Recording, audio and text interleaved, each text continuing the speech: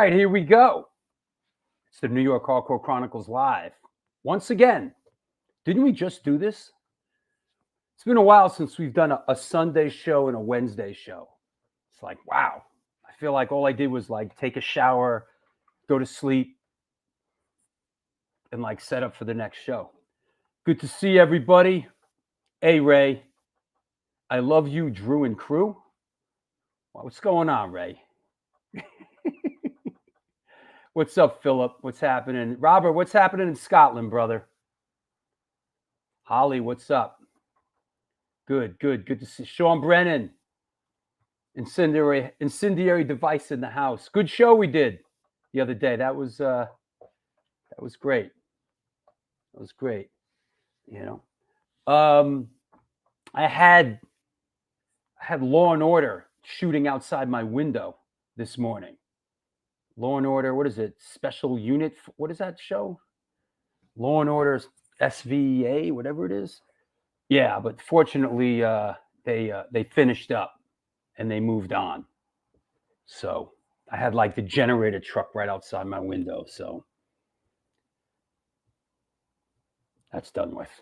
That said, well, thanks. It's platonic. It's atomic. It's platonic. Yep. Really, Scotland is cold and damp. I find that hard to believe. How could that be? You know, that said, Stephen is on the road, so he's not coming on right away this morning. But let me bring on our co-host today, who seems to be coming on quite a bit lately. You know? Oh, you want the out the window view? It's too much. I'd have to move the whole thing over. Man, you don't want to look out my window, bro. You know? I don't know. Maybe later. It's a whole to do. That said, let's bring on Joel, and we'll talk a little bit about what's happening. Joel Gostin, like Boston. I'm getting it right. It's like repetitive. Joel Gostin, like Boston. You got it. Yeah, you got it. Finally. Your voice is coming back a little bit. How's it going, Drew? It's good, man. It's good. I'm excited about today's show, and I'm always excited when you're on with me. You know, cool. Very happy to be here. Still got the seasonal voice thing happening, but I will contribute and soldier on. Has it snowed up there yet? It's snowing right now, actually. Is that right? Yeah, not a lot, but you know, who knows what's going to be an hour or two from now? It could be 5 feet for all I know. You know, when I lived in Vermont, I remember, God, I lived in Vermont on the side of like a mountain, and like in the winter, there's always 1 month in the winter where it snows every day. Yeah. Like every single day, there'd be some sort of a snowfall every day for a month, you know? So that said, thanks for helping out on the last show. That was good, man. Yeah, that was fun. It was good. It was a great show. What's up, Debo? How you doing, man? So that said, yeah, what else? You know, we're gonna ease into this one, you know. Yeah, I'm excited about today. I think it's going to be a great conversation. There's a lot of directions we can go in. Yeah, I mean, our guest has a quite a musical career, as well as, you know, involved in publishing books. We have no snow in Utah. What the hell? Doesn't snow in New York City anymore either, bro. You know? So, the records have arrived. Is that right? Yeah, somebody sent me a picture of the ID. Here we go. The ID Bridge 9 Splatter. Splatter. Look at that, huh? Wow. The Splatter. Looks great. Yeah. Yeah. Looks great. If anybody wants one, pick it up from Bridge 9. What's the address? It's www.bridge9.com. That's one of the variants. I think there's like 200 of those or something. You know. Very cool. Yeah. Very Yep. cool. That's good. Yeah. All right. Let's hop to it. I mean, might as well. Let's get cracking, right? Definitely. All right. So that said, let me clear the deck. Here we go. Today's guest is an American bassist and book publisher hailing from Washington, D.C. As a musician, he is known for his work with the bands Soulside, New Wet Kojak, Fake Names, and of course, Girls Against Boys. As a publisher, he co-founded Akashic Books with the intent of publishing works by independent artists. Please welcome, coming at us from lovely Fort Greene, Brooklyn, New York, Mr. Johnny Temple. Hey, man. Hey, how's it going? How are you, Hey. buddy? I'm great. Happy to be here. How's things in Fort Greene? They are chilly, but it's interesting. There's still some sun shining, so it's kind of pretty, but chilly. Mm. But am I allowed to curse? Yeah, you can curse. Okay. You can fucking curse on this show. Okay. Yeah, yeah. You absolutely can. Are you near the park? Are you near Fort Greene Park? Yeah, I'm a couple blocks from the park, and Yeah. out my window I can see a smaller park called Kyler Gore Park, Mm. also known around here as Purple Park. Purple Park. Yeah. And right near Fort Greene Park, which is a beautiful park, a Right on. historic park too. It has Walt Whitman helped to found the Fort Greene Park in the middle of the 1800s as a place where thought and ideas can flourish in that kind of public space. And then a number of years later, Richard Wright wrote some of Native Son in the 1930s in the park, which would go on to become the first nationally best-selling book by a Black author. So, and there's also lots of musicians in this neighborhood. It's a great area I live in. I know we're going to jump around a little bit. We basically, we kind of, take the horse, we ride the horse where it goes. In doing my homework, reading a little bit about you, a direct quote was, I guess you told this to the New York Times. One of your goals is to leave Fort Greene as little as possible. I thought that was pretty commendable. That you're a real lover of Fort Greene and Brooklyn, and that's great. I think that's interesting. That's the first time I've seen or heard that quote and realized that I'm now in a different phase of my life because I've been touring, Right. and I've been really loving touring. And so that contradicts that statement I made in the New York Times. We're going to get to all this, but that's interesting that being out right now at this age and you're really enjoying it. That's great. Oh, I fucking love it. What do you attribute it to at this point? Well, it's what's so great. It's the music. It's the playing the music. Playing. I think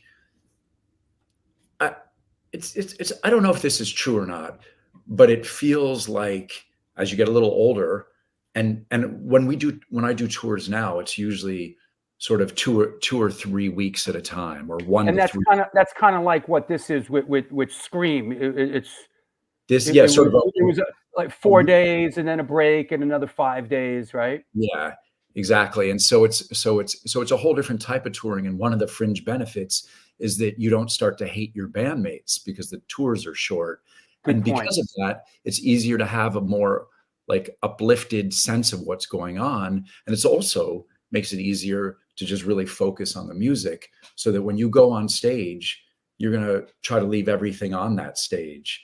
And on the other hand, all of us punk rock musicians are a passionate lot to begin with. So it's not like anybody was ever phoning it in. But so I don't know if it's more exhilarating than it used to be, but it remains absolutely exhilarating getting to play great songs with, people I love is just something I will never take for granted. What a concept, huh, Joel? Thinking back to back then, how it was just a grind, and how you just couldn't wait to get away from the guys that you were stuck in the van with. And we laughed about this on the last show. It was like, you're stuck in the fucking van for a month. You can't wait to get the hell away. And then the next day you wake up and you go, when are we going to do it again? Yeah. We had the first time Soulside did a cross country tour from, the East Coast to the West Coast and back was I think we left in September 1987. Mm-hmm. We hit the West Coast, we played with Dag Nasty in San Diego and at Gilman Street. But anyway, we have so many incredible stories from that first tour and in these vivid memories, and it gets really romanticized in one's mind. And then I dug up my old little, diary of notes that I was, and it's just like, fuck these motherfuckers. Yeah. It's just basically like page after page of that. And it's good that memory can clean some of that stuff up, because there are great memories, Sure. But it is really, really difficult to be pressed up against people, sleeping on floors. Even when you're sleeping in hotels, it's rugged to be all up in each other's business all the time. And so, but you do it in 2 weeks, and then you do a 2-week tour. You don't quite get to that phase. Yeah, we talk about, we have a record out and we're booking shows. And for us, we always talk about the morale. Like, maybe we shouldn't do that. That might not be good for the morale, because maybe we shouldn't do that, that 8-hour drive. Let's not go a bridge too far, because you do one of those too many and then the whole thing goes to shit. You know? That's right. So let's take it back a bit. How did you come up? Did you grow up in a musical household? How did music come into your life? It was not a musical household. I grew up in Washington, D.C. And I had my parents, we listened to a lot of music in the house. Thankfully, we were listening to things like the Beatles and the Stylistics. I was born in 1966, so music sort of came into my consciousness really in the early 70s. Mm-hmm. A lot of disco and whatnot. But also, the Beatles and, just growing up on the White Album for a non-musical household, that's a fucking, good situation to just be, to grow up on the Beatles White Album, Free to Be You and Me, different stuff. But it was not, I discovered, like, I played instruments here and there, but I didn't really start playing music seriously until I was about 17. And then by stroke of circumstance, I ended up in Soulside kind of a little bit before I could fully play my instrument, but it was this express track, which was great. Did you go to, what was the high school that we went, that SSD, not Woodlawn? What was that? What's the high school? Wilson. Wilson. Wilson is, I graduated from Wilson. I went first 2 years of high school at a private school called Georgetown Day School, where half of Minor Threat went. And then I graduated from Wilson, where the other half went, which was a very different, very big public school. Switching from the little private school to the big public school was the best decision I ever made in my life. Interesting.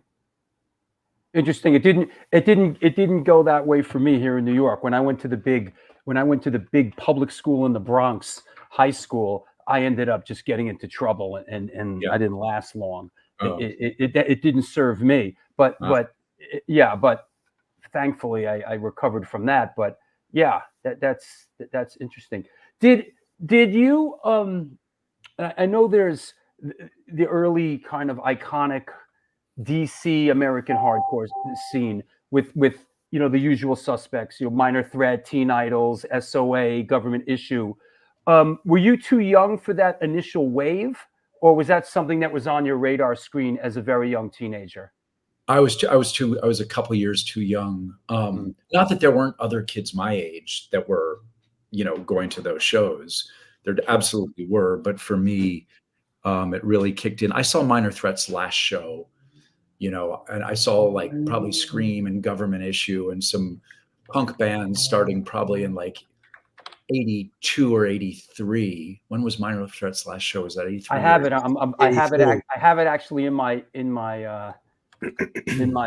archive. I'm looking it up. Joel, you That just That was with Trouble Here. Funk, right? I got it right here. I got it right here, guys.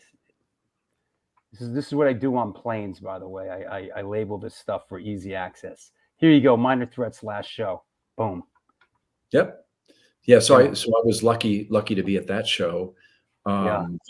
It was, and around that time, I mean, quite frankly, it was Minor Threat. The EP, the 12-inch EP of the 2 7-inches, that, you know, exploded my world. Sure. And then, you know, when I started really going to shows was more from the quote unquote Revolution Summer era, Right. Rites of Spring, Embrace, Gray Matter, you know, then Dag Nasty, Happy Go Licky, of course, Beefeater, that Gray Matter. Gray Matter. Yep.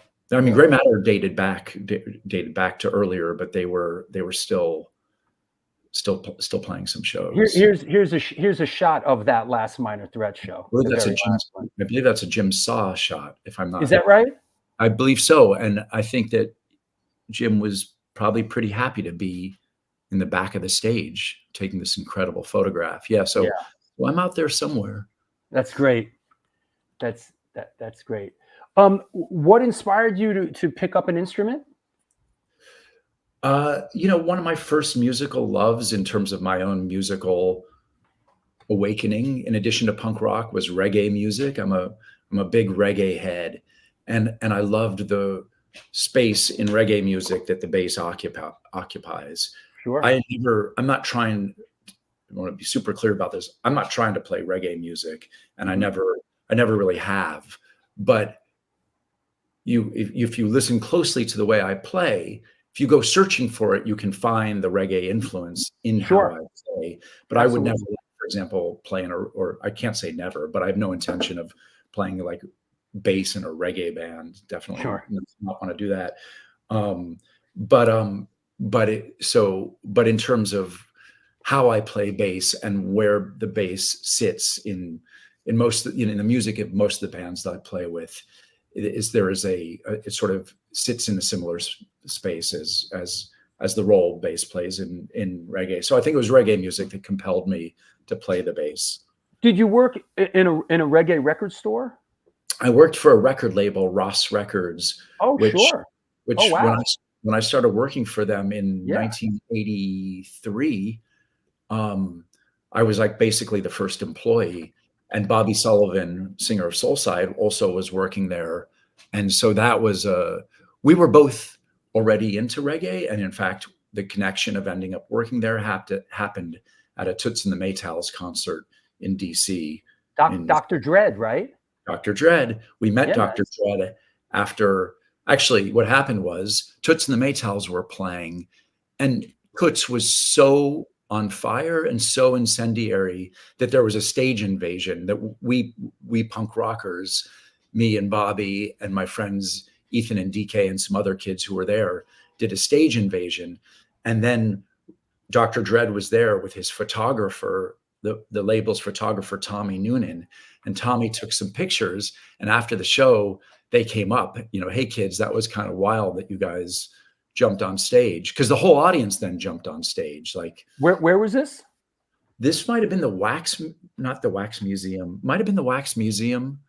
I think it was an old club called the Wax that did a lot of occasional punk shows, but a lot of world music too. Yeah. And anyway, afterwards we met Dr. Dread, and he said, I've started this reggae record label and distribution company. You guys should come check out our warehouse in Kensington, Maryland. And we were like, hell yeah. Wow. And then the rest was, you know, just there. I worked there a long time. Bobby worked there a bunch. And that's a crucial piece of my own upbringing and what I do with books. You know, it's sort of the Discord influence on the one hand, which is probably the biggest influence, but the Ross Records, because they had just released their second record when I started working there. Was And that the Black Uhuru record?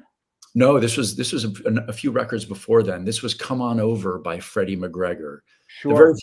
The very first record that they released was quite obscure. It was "Rastafari Liveth" by Peter Broggs. No one knew who Peter Broggs was. But then by doing the second one, they had struck up a relationship, Dr. Dread, with Freddie McGregor, whose song "Big Ship" is a sort of early reggae. It's not a dance hall song, but it's nonetheless sort of a dance hall classic, even though he's a singer, not a toaster.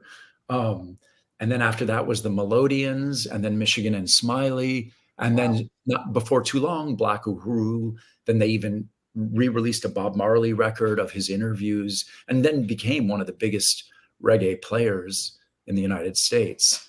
And so to be there working at that company as it kind of got its legs, and also being affiliated and knowing Discord, was quite the good education in terms of starting years later, my book company. Absolutely. I was a lover of reggae in that era, and I did see Black Uhuru with Michael Rose, and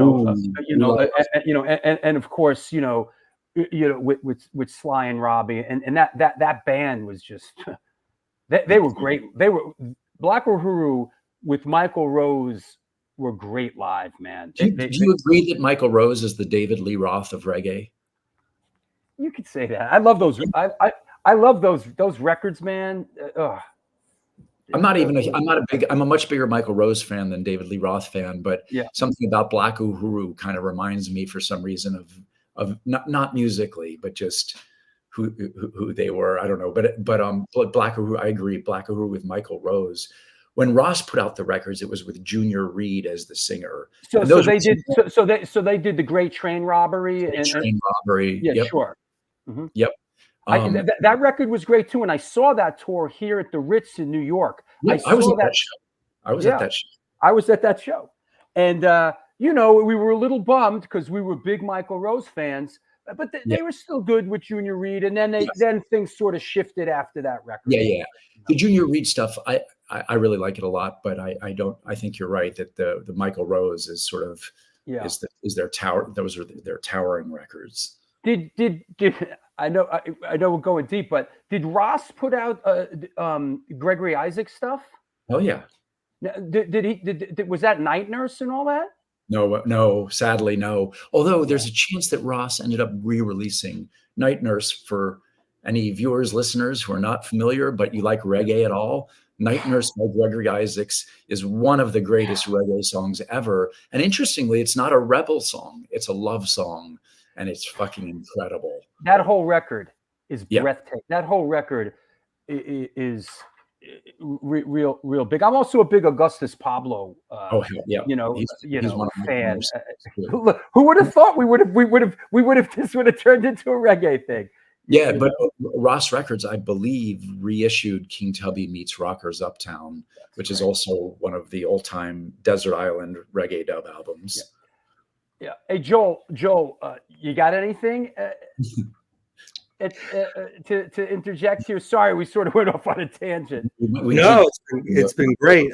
Gregory Isaacs was my entry point into reggae, so it's cool to hear this. When I saw Trouble Funk on that flyer, it got me thinking. A couple months ago, Drew, I was on the show, and we got into discussing DC go-go music. Sure. And that whole scene. And I've always been fascinated by that genre because it seems very much exclusive to DC. Yeah. And I know, obviously, in that flyer that you showed earlier, but many years later, I went to the go-go punk day they had at the 930 Club a couple years back, where they had Trouble Funk, Scream played, Black Market Baby played, Junkyard Band played, Henry hosted it. And there was a really cool sort of combination of these styles throughout the day. So, Johnny, I'm curious, how would you kind of define go-go music and perhaps the impact that scene had on yourself and some of the other guys from more of the punk scene kind of coming up and bringing their own music together? Yeah, I mean, that's a great question. I think just as I was saying, reggae was an influence on my bass, but you won't necessarily, but I'm not playing reggae music and you won't necessarily hear it. It's the same thing with go-go music. I think go-go music has been a huge influence on the DC punk scene, but you wouldn't necessarily hear it unless you went looking for it, basically. But go-go music is a local R&B, a subgenre of R&B based in DC that has a very strong percussive element, and there are some core go-go beats. At the go-go concerts, this would be different if you went to like a 930 club, reunion show with Trouble Funk Scream, something. I would absolutely go to that. But most real go-go shows, which happen pretty much every night of the week in Washington, D.C., and have been for maybe about 45 to 50 years, any night of the week in DC, you can go to a go-go show. And it's these local bands. And at a lot of the shows, the beat kind of doesn't stop. It just has these movements, and the audience is a core element to a go-go concert. There's call and response is, I guess, what you would call it, but it's its own thing. What's happening in go-go music, the call and response, the audience is part of the show. And Trouble Funk had a moment of crossover, got a little popular in New York City and England and a few other cities, and definitely some major labels have tried to break go-go out. And the band Rare Essence has I think it's the Salt and Pepper song, if I'm not mistaken, Shake Your Thing, has a go-go beat.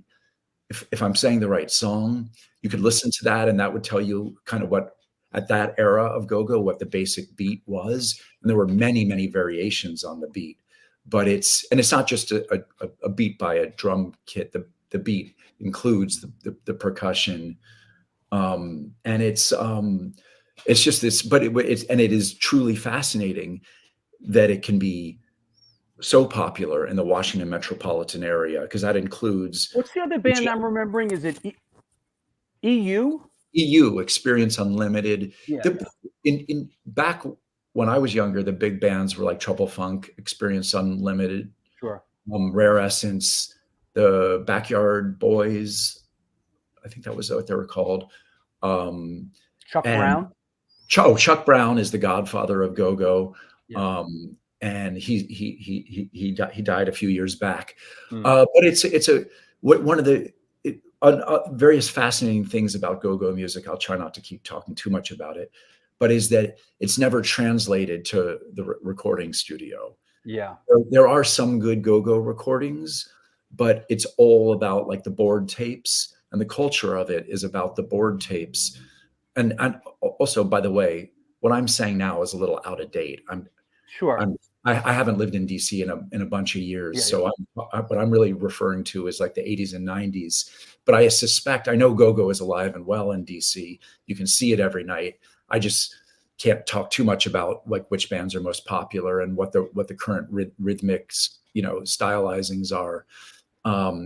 But every musician in DC, every punk musician for sure knew go-go music. And I would say that 30 to 50% of those musicians were influenced by go-go music. Yeah, well, and I'm making those numbers up. That's like, I'm totally making that up. But I think that most people from DC would probably agree with my basic sentiment here. You mentioned how it didn't translate well. And I remember when I think Rick Rubin signed a Junkyard band to Def Jam, and like, it just didn't translate well. It just, that was the big kind of go-go signing, the Junkyard band, and it didn't really go over. It didn't really translate in the recording studio. And in the DC, they're a household name, like literally most households in DC. And at that time, it was a city that was 70% Black, so it was really a household name. Because another thing about go-go music was that it wasn't like most go-go shows are actually very unintegrated. They're overwhelming, like majority African American audience. Sure. And Trouble Funk, in their later years when they were active, had more of a crossover audience. And some of the bigger bands did, but the majority of the shows every night in DC was probably, 90% African American. Sure. Go ahead, Joe. What really kind of struck me when I was at that show where all these go-go bands were playing, you'd go like in the back of the 930 Club, and they have all these tables set up, and it was rows upon rows of CDRs of all the board recordings of like Trouble Funk, the Holiday Inn, and this and that. I mean, there were literally hundreds of these CDRs. I snagged a few of them, which I still listen to because they're just fantastic. Trouble Funk played for probably an hour plus. They didn't stop the beat once. Like you said, up. It was just constant. It was such a great show. You know, that touches a bit, that sort of tape trading culture is something that we've talked about on the show, whether it was the early sort of thrash metal culture or the Grateful Dead culture, where the free flow of tapes and live recordings, in that community, in a certain way moves the whole, in a big way, move the whole thing forward, And we should mention too, because it came up when Drew, you and I were discussing go-go a while back. I guess one of the most like known kind of mainstream go-go influence records is the Wartime record that Henry did a few years ago, many years ago, actually, did an EP called Wartime with Andrew Weiss from Rollins' band, who I was in a band with as well at one point. I don't know if you ever heard that, Johnny, but it's Henry did a go-go EP. Yeah. It's been a long time since I heard that. Also, Henry reissued two Trouble Funk records. Right. And I actually wrote the liner notes on one of them. Wow. In which I made reference to the Minor Threat show. So how did Soulside, let's get into Soulside a little bit. How did it come about, Johnny? How did you get in the mix with them? And walk us through the timeline a little bit. So I think in like 85, maybe late 85 or so, at Wilson High School, this band Lunch Meat was formed, which is and Lunch Meat then evolved. I wasn't in it, though I had gone to Wilson, like I said, but it was Bobby Sullivan, singer, Scott McLeod, guitar, drums, Alexis Fleissig, and Chris Thompson on bass. And they recorded a split 7-inch with Mission Impossible, a Virginia band that Dave Grohl was drumming in. Then they, I think, maybe broke up and then reformed and called themselves Soulside. And then and maybe that was in 86. And then they recorded a record, which was released, a split release between Sandwich. It was really on Sandwich Records, but it was a split release with Discord. It was one of those great sort of like, it was Exclaim Discord, it was Touch and Go Discord, but when it was, it was Discord 5.5. Exactly. One of those deals. Those. Yeah. No, it really was.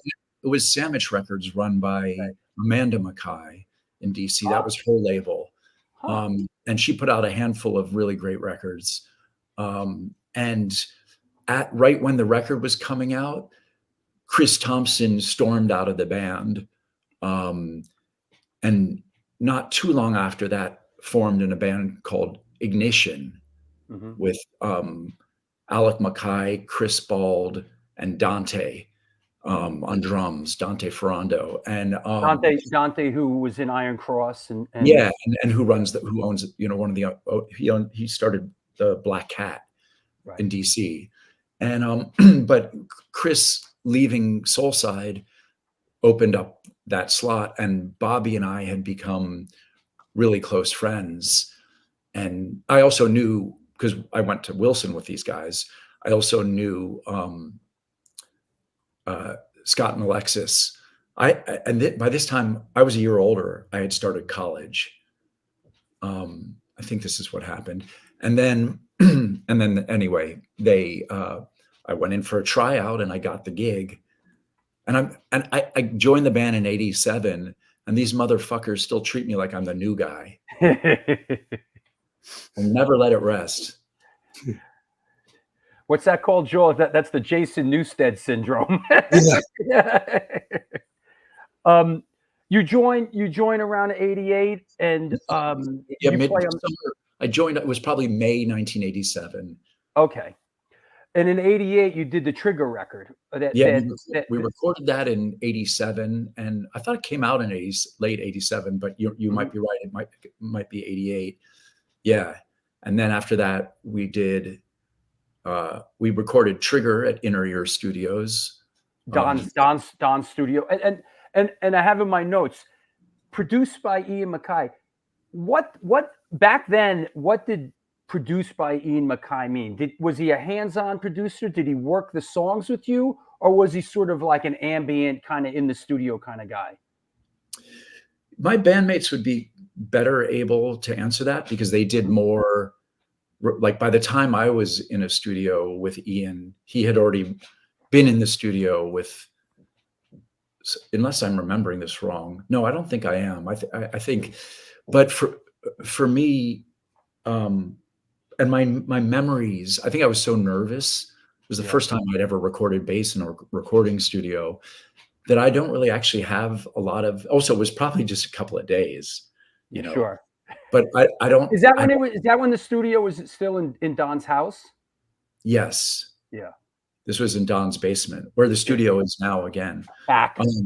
And I was just in there the other day, which was amazing. But I remember Ian as Ian and Don as being, gentle, sensitive, guiding forces. Sure.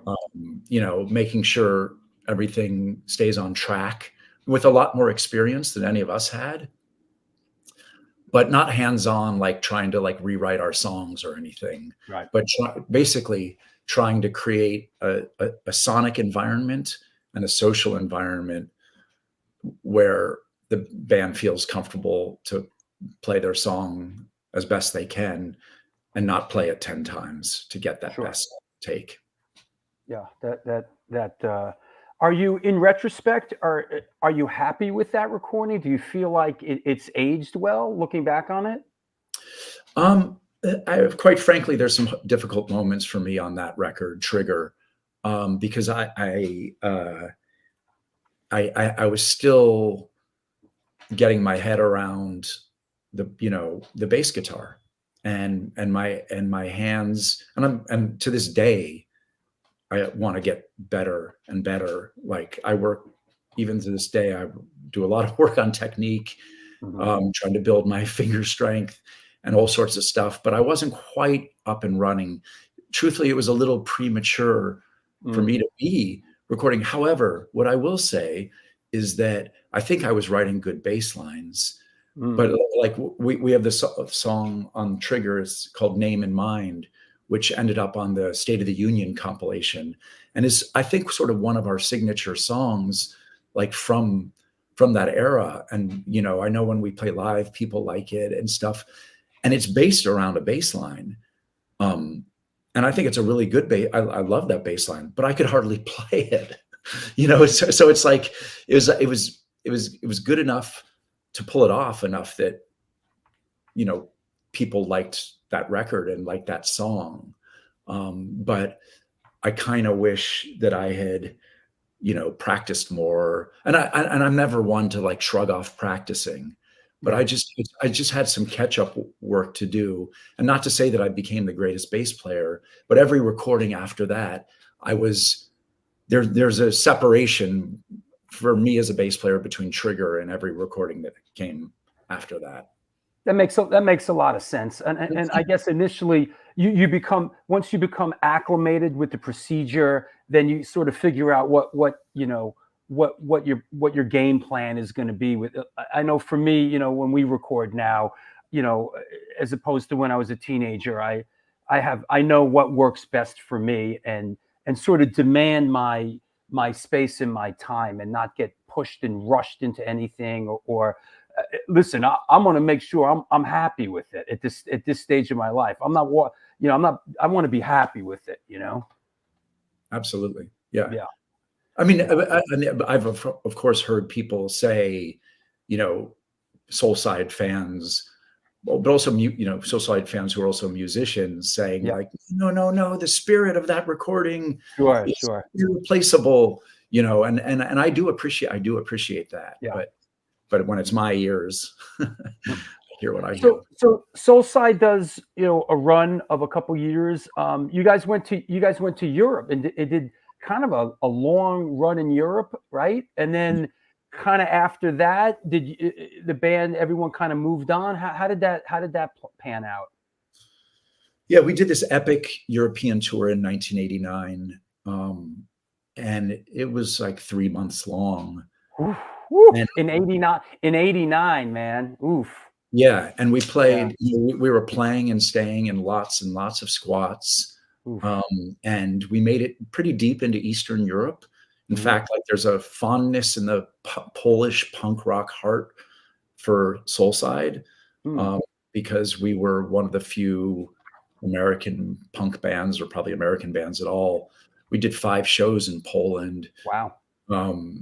We snuck across the border into East Berlin and played an illegal show there, which also people remember, it's kind of nice that people that meant a lot to the kids in East Berlin, and that we took the trouble and the risk to go do that, and we had a really, really, really amazing tour. But the band was already fraying before the tour started, basically. So really early in the tour, the first week of the tour, we actually went to a cafe, the 4 of us, and we broke up. We all remember it a little bit differently, but the core of it is that we just weren't getting along well enough, and we were young and immature. Years later, we would all be in band situations which were much more psychologically grueling, but we were experienced enough not to then break up the band. But in Soulside, it was just like, I think for some people, or maybe for all of us, it was seeming not so fun. But weirdly, then we did this epic 3-month tour. I think it was a pressure release that we broke up. I think that took some of the pressure off us, because we even wrote songs on that tour that ended up including the very first song on Hot Bodygram, which was the record we recorded in Holland, in Eindhoven, Holland, at the end of that tour. So we broke up, then toured for 3 months, then recorded a record, which is not the way bands normally do things. But it was the most memorable tour probably any of us have ever been on, and it was a recording that I'm tremendously proud of, and I know everyone in the band is really proud of that record, Hot Bodygram. So that makes sense. Then we returned to DC for our final hurrah. We played 2 shows. We played at Fort Reno with Fugazi, and then we played a show at the 930 Club. And then was it a conscious decision, like we're done, or is it let's just? I know the answer to that, because back then when you're young, it's never let's take a break. It's always let's walk away from this. Fuck this. We were done. We were done until exactly 25 years later, when we started up again in 2014. Played our last shows in '89, and then started up being a real band again in 2014. I mean, we hadn't played in 25 years, but that's incredible. That's a long time. I mean, in Antidote, we did 16 years, but 25, that's a lot. That's a long time. I think Soulside holds the record on Discord of a band with the most years between its releases. And I think we beat Dag Nasty by 1 year. That's great. Joel, you got anything? Yeah. What kind of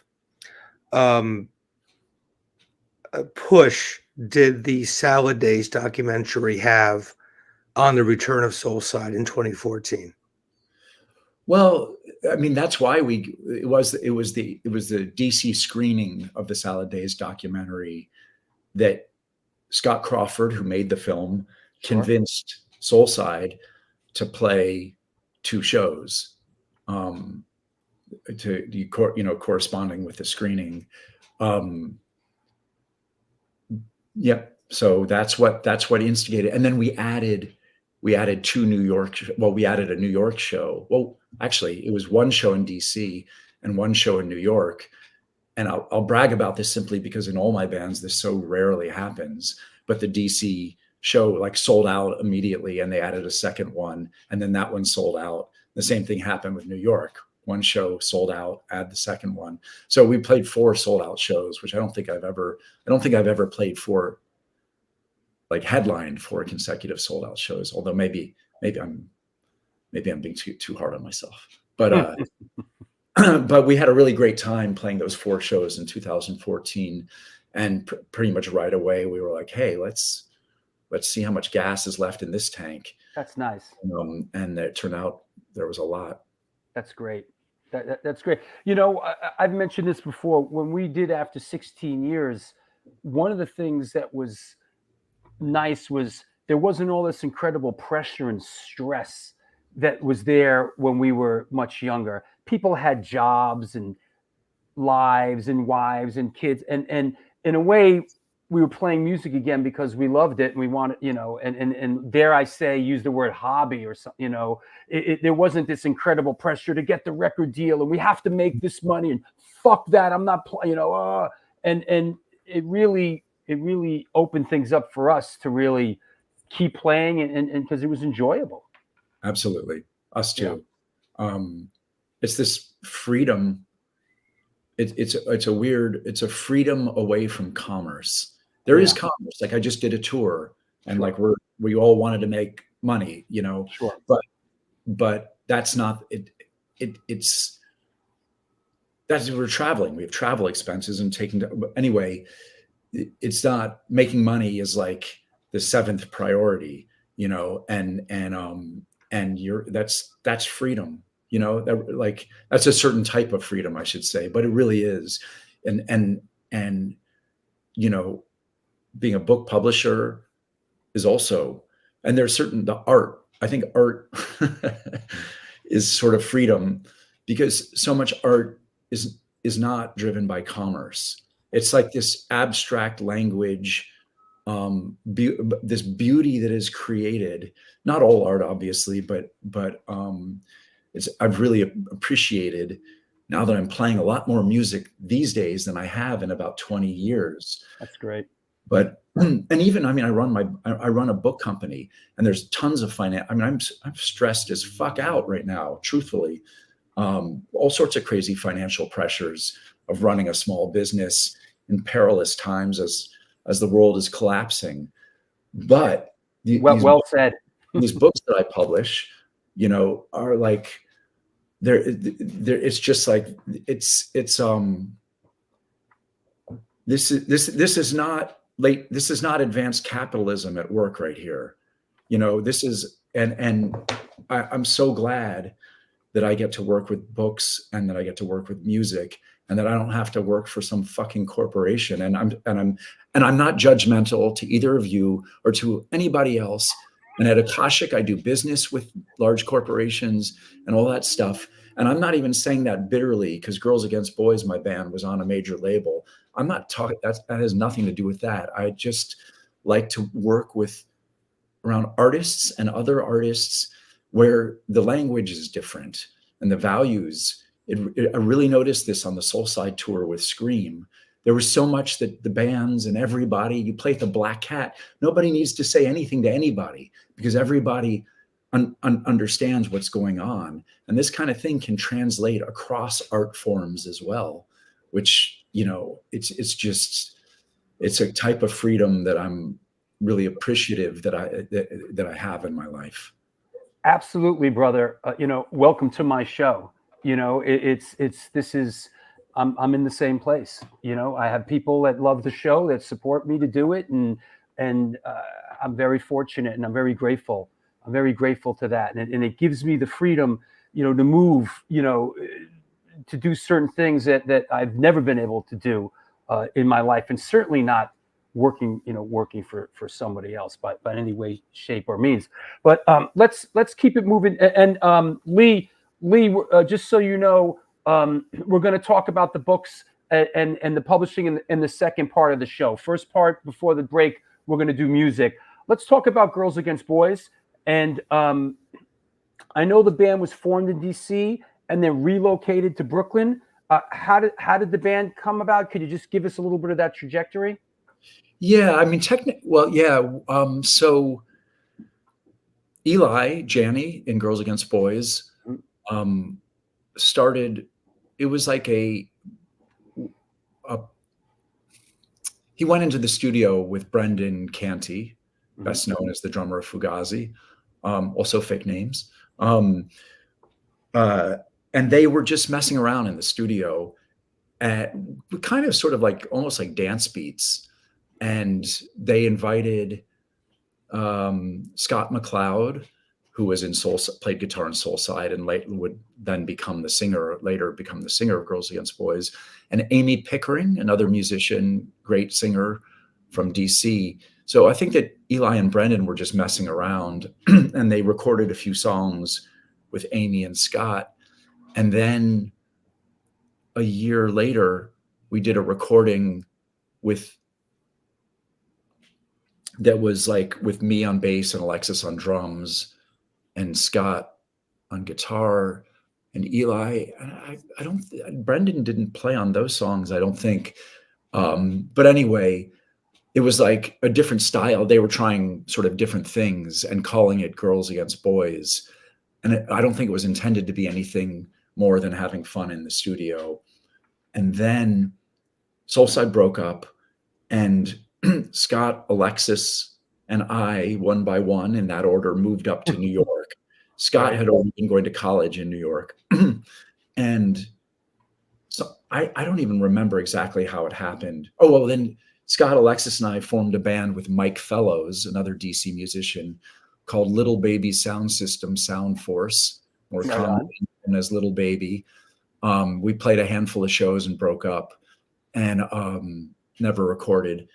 And then somehow, and I guess maybe we started talking about Scott, Alexis, and I started talking to Eli about, hey, those songs that we recorded in that Girls Against Boys project, were kind of cool. Why don't we keep pursuing something along in that direction? And then in like 91 or 92, Eli was still living in DC, but me, Scott, and Alexis were living in New York.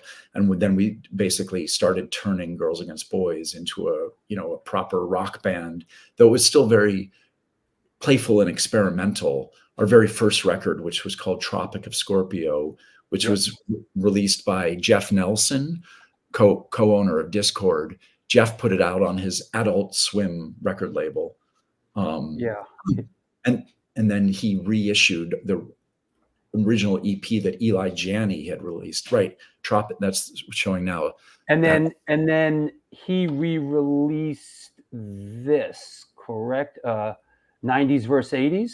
Yep, that's Eli from Girls Against Boys had released it himself on a record label he made called Slate Records. And then what you see there is Jeff Nelson's improved design.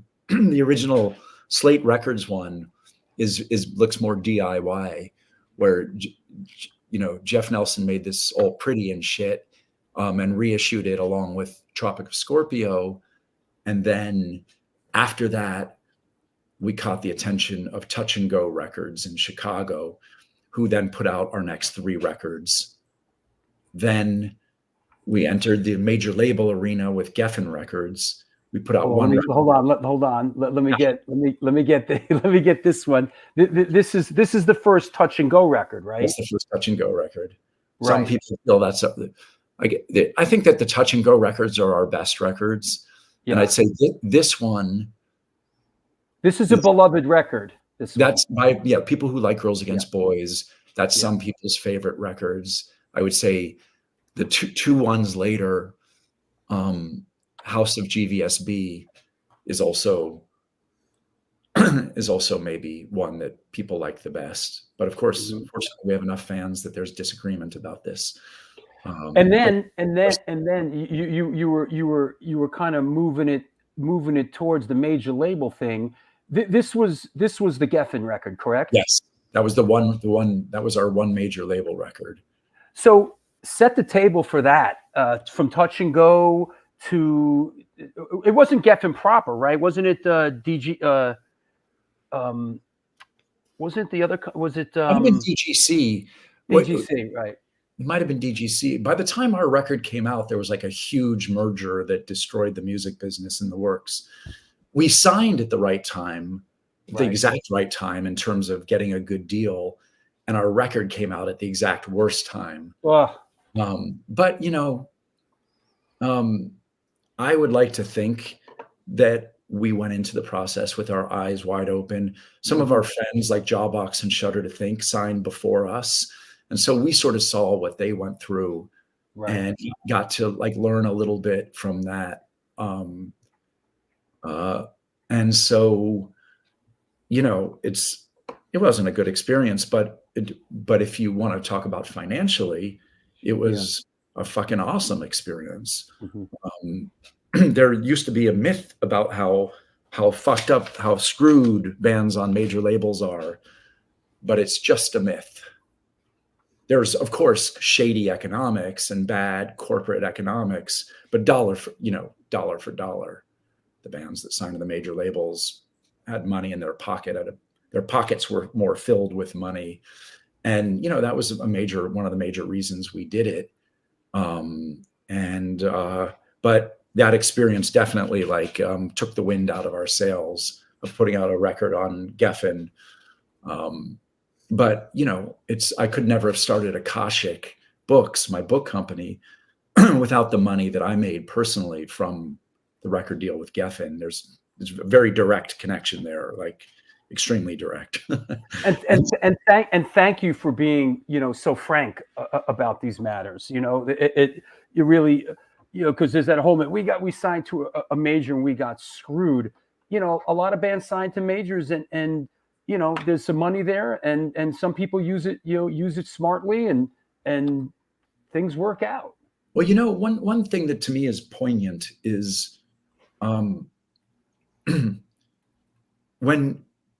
before Girls Against Boys signed to Geffen, we were doing really well on Touch and Go. We were, we were selling records. The magazine, we got lots of great reviews and media coverage. You see these fancy photo shoots that you're flashing. Right. Yeah, right. Like GQ and shit like that. Yeah. And I love it. GQ writes about the books I publish and stuff. Like that was good or whatever. But this was happening to us before we got to Geffen. At the height of our popularity on Touch and Go, no one in the band could afford health insurance. Yeah. And that's no way to live. Right. And of course, the answer is, musicians, you gotta get a job. We were touring the world. We were making records. We were working our butts off, and we were making a living. We were fucking making a living from playing music. And I was incredibly proud of it, but I didn't have health insurance. Yeah. And so to me, that's it's like for people like, oh, you guys shouldn't have signed, blah, blah, blah, blah. Fuck you. Are you saying we didn't, you saying we didn't, you liked what we were doing, but no big deal to you that we didn't have health insurance, right. And so, that's to me, I know everyone in my band, Girls Against Boys, has a different perspective on this. I think for the most part, our perspective is exactly the same, but the way we express it, I think, but I was pretty cynical and a little bit mercenary about doing the deal. We were going to try to get as much money as we fucking could. If we were going to make that move, we were trying to the bank. We're signing to the label of like Guns N' Roses or Nirvana and Elton John, and that's who we're signing with. Oh yeah, well we'd like to get paid too. Yeah. Absolutely. And we were fortunate. We were in the right place at the right time because all the labels wanted to sign us, and lucky. It's not because we were the best, and we were certainly weren't radio friendly. I don't know what these labels were even thinking. You can hear them. It is what it is, you know. It's and it's, you know, and so we were opportunistic about it. But we still wanted to make the best possible music we had. And of course, we had full creative freedom, of course, you know, because people like Sonic Youth had carved that out for us. Yeah. Right. And so, you know, and of course the experience itself was pretty, you know, we have some good stories to tell, but it starts to get cynical, you know, one's relationship with music kind of changes. And so I have to say, you know, it's like Soulside is on Discord Records, you know, Fake Names is on Epitaph Records. Mm-hmm. You know, these are my heart is most deeply, of course, with Discord because I'm a DC guy. Mm-hmm. But you know, there's no record label I would rather Soulside be with. But as you say, I'm at a different point in my life now. So C. Javik says, why did it last only one record? Could you not do more? Well, this record a couple years later was on Jade Tree. You know, I guess the answer to that is, you know, when you're signed onto a major label like Geffen, and when there's a lot of when you sign to a company like that at a time when there's people coming and going and the music business is changing and shifting, unless you produce massive numbers, you basically move on. Is that fair to say? Yep, that's exactly what happened.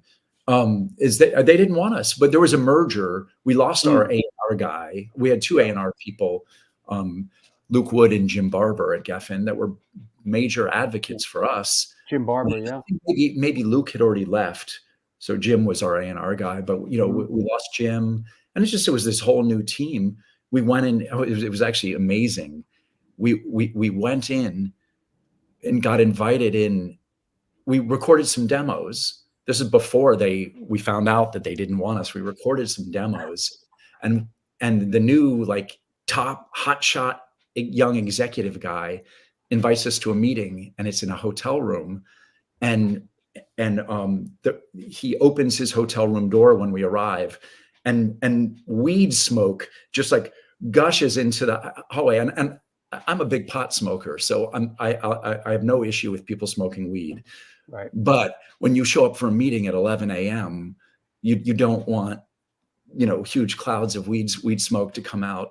Sure. And this record executive dude had some underage looking woman who was sort of like, you know, like scantily clad, kind of hovering around in the background. And then we sit down and he tells us, and this is a direct quote, "What I need from you guys is verse, chorus hits." And that was, you know, the writing wasn't just on the wall. It was like graffitied, you know, on the huge billboard.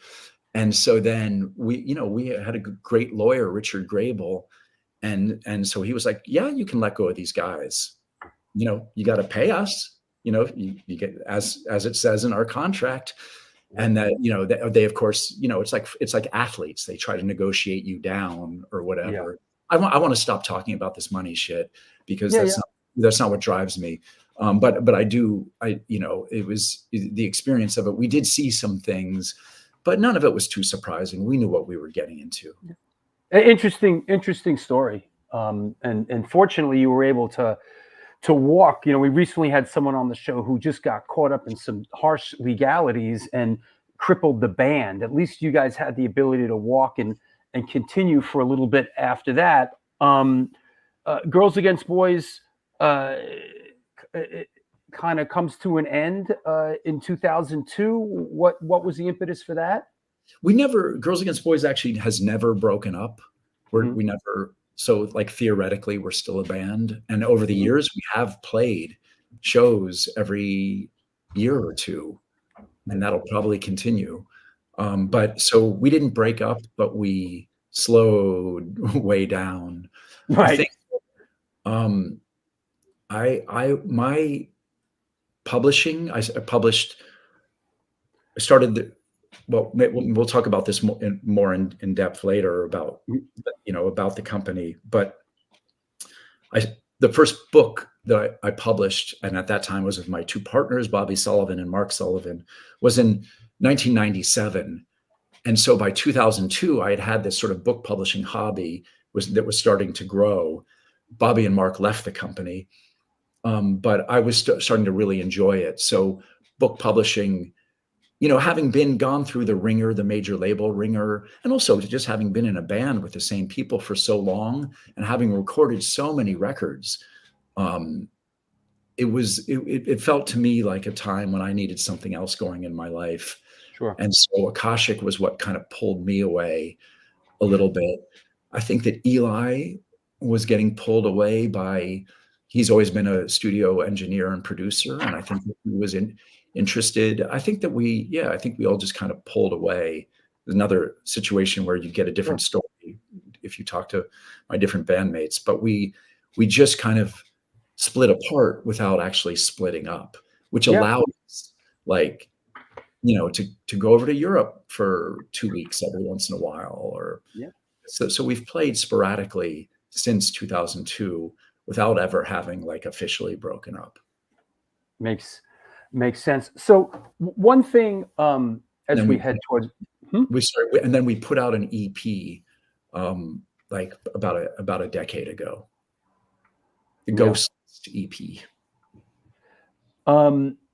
One thing in doing my homework for this show, one thing that going through the catalog and listening to the stuff, I tell you, one thing that just I kept coming back to it, and really, and I sent Brian Baker a message today about it.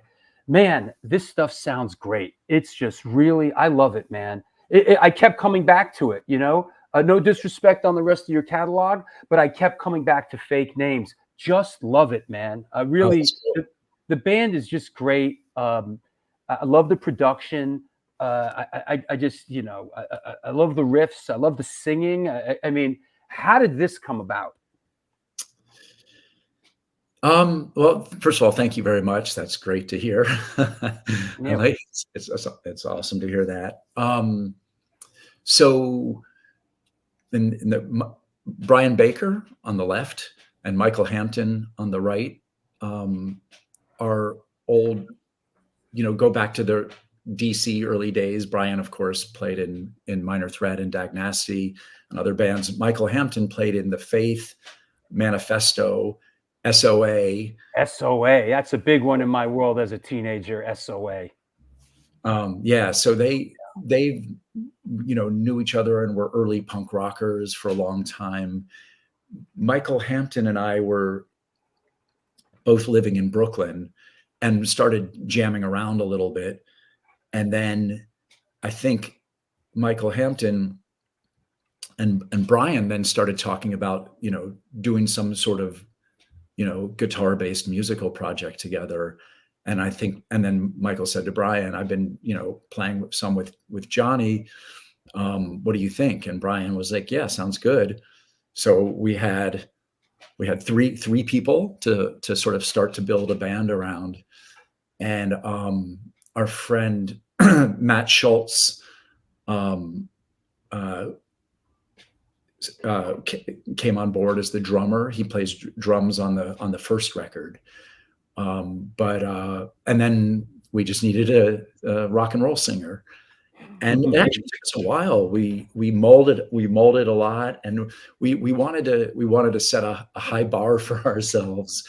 And a few quiet invitations were extended along the way. And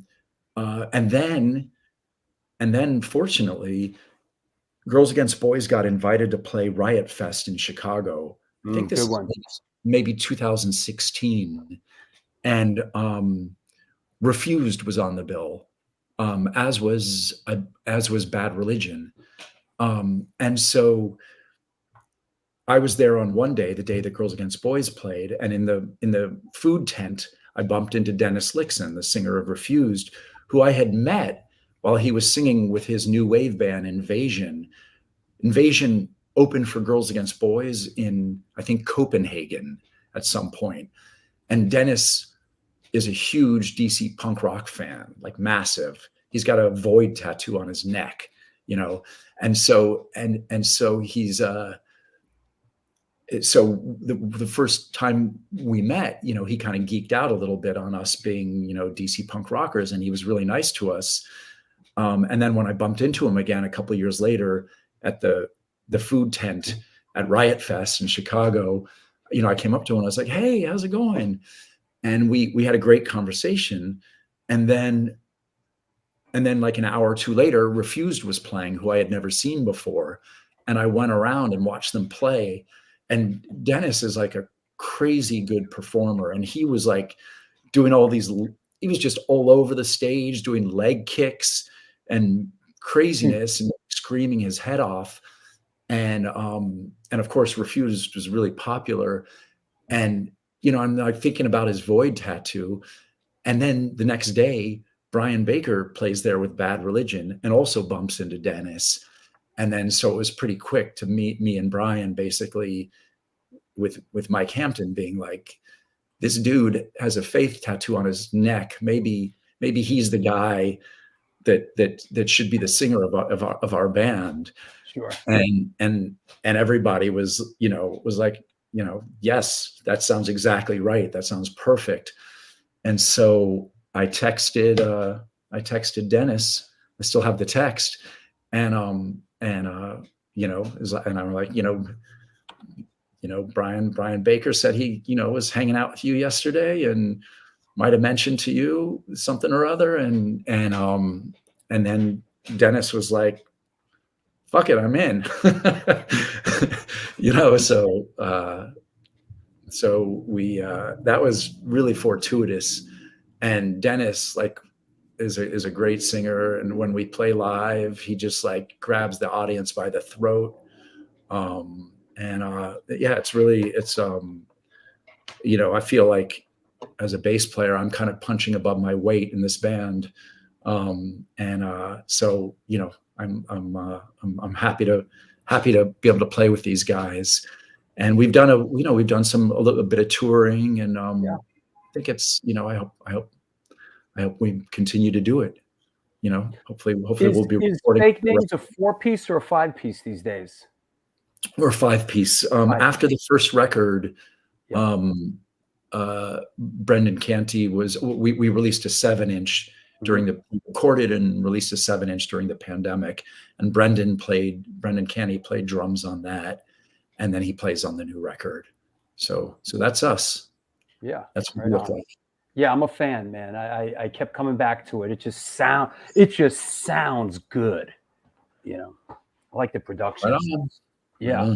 Let me take a sponsor break. It'll be a couple of minutes, and we'll come back and we'll talk about publishing books and stuff. Okay. Sounds good. I'll see you in a few. Joel, hang in there, bro. I'll see you in a few. And now a word from our sponsor.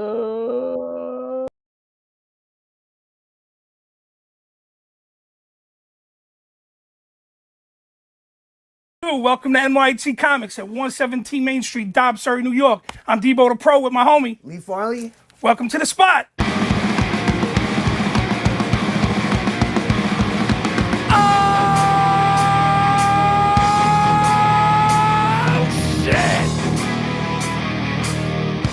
Specializing in yesterday's and today's comic books, rare CGCs, toys, collectibles. Got skateboards, old school tapes, Magic the Gathering, Warhammer. Video games, original art pieces by your favorite New York City and worldwide artists.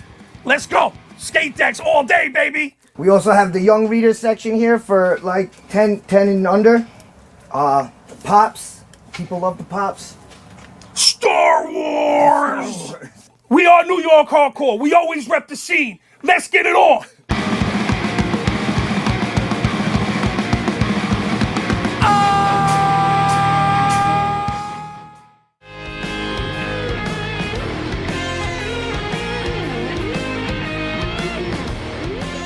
Will that be cash or in debt?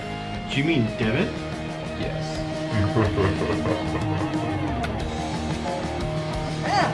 Sorry. Another eternally satisfied customer.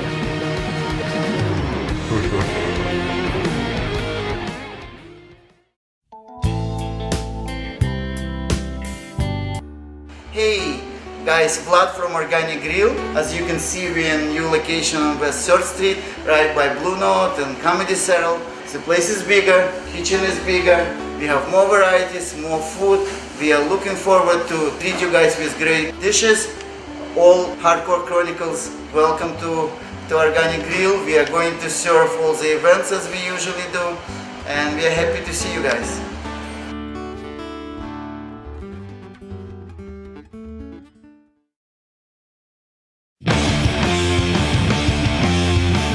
Since 1992, Generation Records has been a mainstay of the New York metropolitan area music scene. Today, they offer a diverse selection of new and used rock, jazz, indie, hip-hop, punk, hardcore, metal, blues, soundtrack, and reggae LPs, as well as t-shirts, posters, and other merchandise. They buy used record collections and music memorabilia and will pay you top dollar for them. House calls made for large collections in the tri-state area. Call or email generationrecords@gmail.com and follow them on Facebook and Instagram. There you have it. Thank you, Paris Mayhew, for the running commentary on our sponsors. Want to mention some upcoming shows and want to bring a friend of the show on real quick to talk about a charity event they have coming on. Hey, a week from today, can you believe it? 1 week from today is the 300th show with Ray Capo from Youth of Today and Shelter. It's a little numerically out of line, but because it got booked and then other things came into play. But what we know as the 300th episode will be 1 week from today with Ray Capo. He's got a book coming out called From Punk to Monk. I got to give it a read. I have a week to do it. A week after that, Mike from Channel 3 is coming on to talk about his new book, Miles Per Gallon. Looking forward to having Mike on.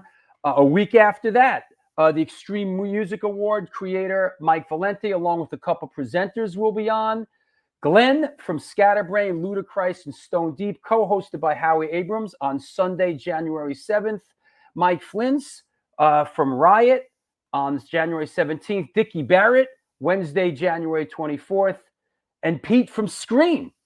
Pete Stahl from Scream will be on the show Wednesday, January 31st. And Mike from I Hate God on Sunday, February 4th. That said, let me get, I want to bring a friend of the show on. I've been on his show. He comes on our show. They have a charity event coming up. Jay St. G, what's up, bro? Hey, what's going on? First and foremost, Drew, congrats on 300 episodes next week. I feel like I'm on your fucking show now all of a sudden. Hey, Yes, thank you, buddy, and thanks for your support and everything. What do you guys have cooking here? Is this is your cheesy movies for charity too? Tell us about this. Yes, so this Saturday, December 16th, starting at noon, it will be cheese movies for charity 2. Because this is obviously our second annual. So what we do is we watch terrible movies, fun but terrible movies all day. And while we're watching these movies, we're trying to raise money for St. Jude's Children's Fund, Children's Hospital. So last year we ended up raising $1,000. So our goal this year is to raise $2,000. And if we do, I'm cutting my hair off. Is that right? You're gonna cut that hair off, huh? Yes. Are you gonna shave Are you gonna shave the beard? No, the beard stays. The beard stays. Now, when you do a watch party, how do you do it? Do you like time it out, and everybody kind of starts watching at the same time? Is that how you do it? Exactly. Because due to copyright and YouTube, we cannot show the movies on screen. Yeah. So what we do is when we start the movie, we have a timer, and when we, on 3, 2, 1, go, we all hit play, and the timer on screen is where we are synced up. Right. So the way it's gonna work is when we're gonna start at noon. The first movie, by the way, all the movies that we're watching, these 5 movies we're gonna be watching are on various streaming services, so everybody has easy access to them.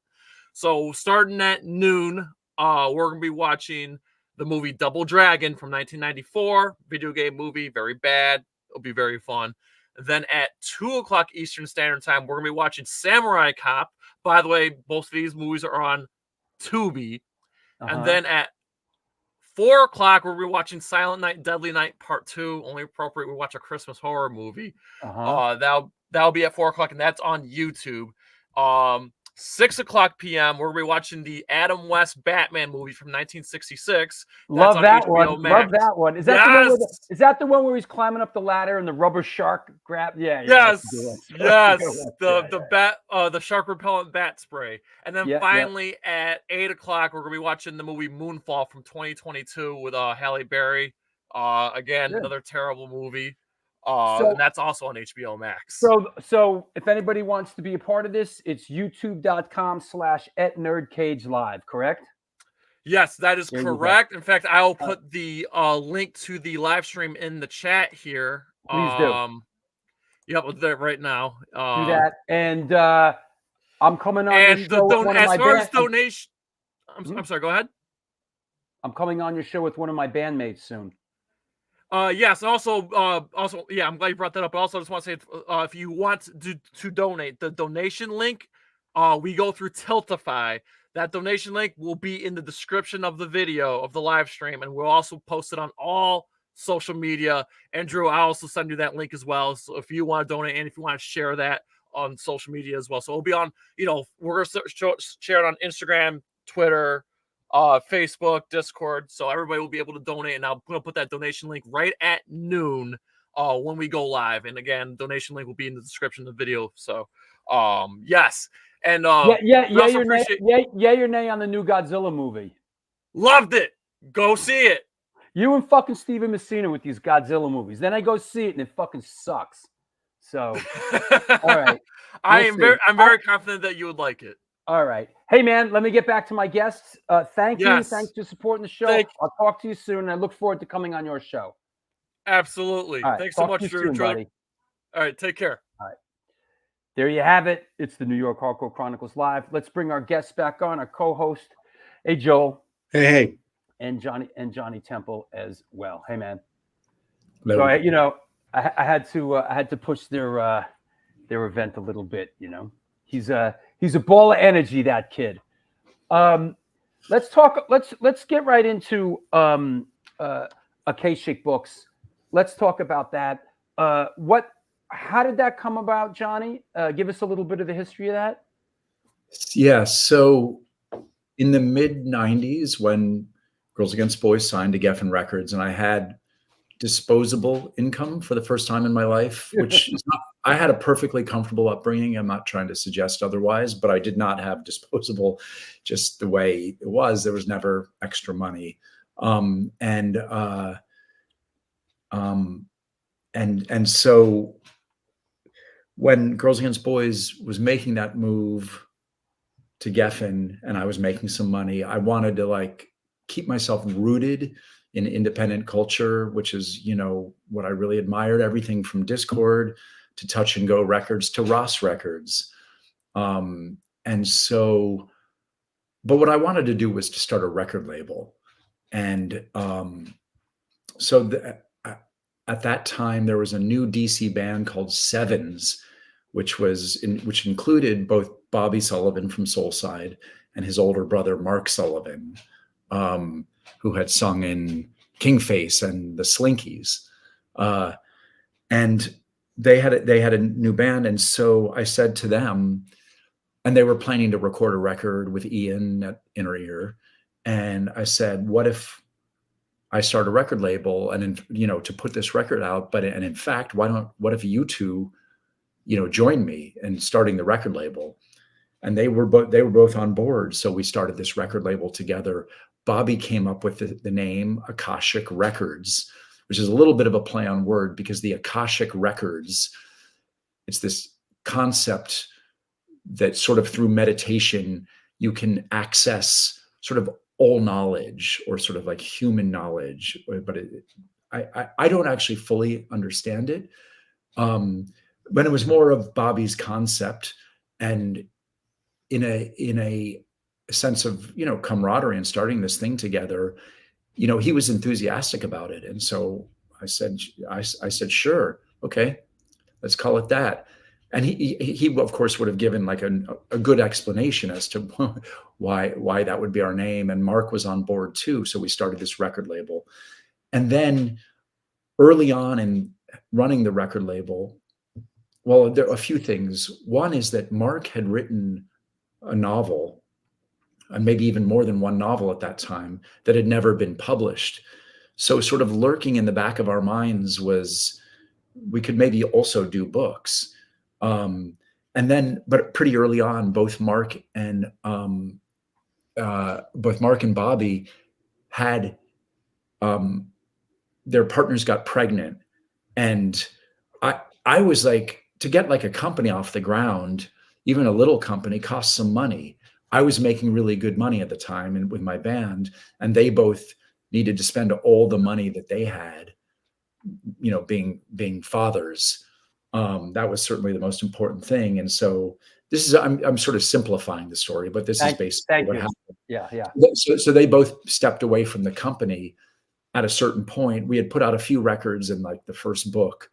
But from pretty early on, probably as early as 1999, they had both left. And then I carried on after putting out a few records and then trying a book. I had so much music in my life at that moment, at that time. The music industry was starting to fall apart. And plus there were all these great record labels out there in the, you know, mid late 90s. There wasn't a need for another little independent record label at that time. But as soon as we published a book, we saw, well, there is sort of a need for an independent book publishing company because nobody's publishing books. And there's all these great. And if I may ask, what was that first book? What was like the was a fantastic novel called The Fuck Up by a downtown New York writer named Arthur Nersessian. I highly recommend it. It's a great book. And it helped us a lot because it did well. It got good reviews. It sold well. So the book that we started with did well. And it was very different than my experience putting out the records, where we were we put out a few really great records, most notably the Sevens record. And then the first record by a really great LA band called Distortion Felix, a Mexican kind of post-punk band. And yet it was so hard to get a lot, you know, get the attention. But as soon as we tried publishing a book, it kind of felt like what I had been looking for in a record label. Then Mark and Bobby dropped out. And then around 2002, we had probably put out like 15 to 20 records, and the hobby was growing as Girls Against Boys was beginning to wind down. And then so around 2000, 2001, I went from being a full-time musician with a publishing hobby to being a full-time book publisher who also played music. That's awesome. Joel? Here it comes. I guess we'll get into the show and tell portion of the conversation. First of all, you know, Johnny, it's always great working with Akashic Books. You know, you've been incredibly kind, sending me, you know, any title I want to write about. So I thank you for that. But I have a few of your greatest hits stacked up to my right here. Great. And the first time I heard of Akashic Books was probably around 2005, because I was starting to do what became my music book endeavors. And I was writing about a band called the Golden Palominos at the time, which had put me in touch with the author of the first ever Akashic title I bought, which is this. Yes. Blood Sugar by Nicole Blackman. And Nicole's incredible, as you know. Maybe you can tell me a little bit about this title and how you started working with Nicole to make this possible. Yeah, I knew Nicole for a number of years before we were friends. You know, before we published that book. That book was originally published by a San Diego-based independent publishing company called Incommunicado that relocated from San Diego. Gary Hustwit, who's now a filmmaker, perhaps best known for his his film Helvetica.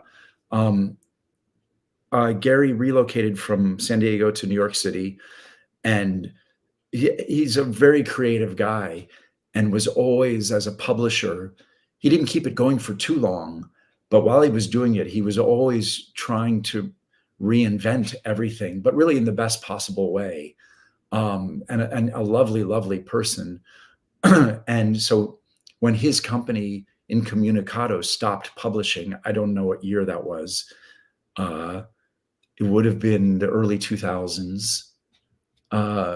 Then the books that he was publishing, he had to find homes for some of them. And so he talked to Nicole Blackman about joining Akashic, and she was up for it. And so we reissued that book, Blood Sugar, which are her very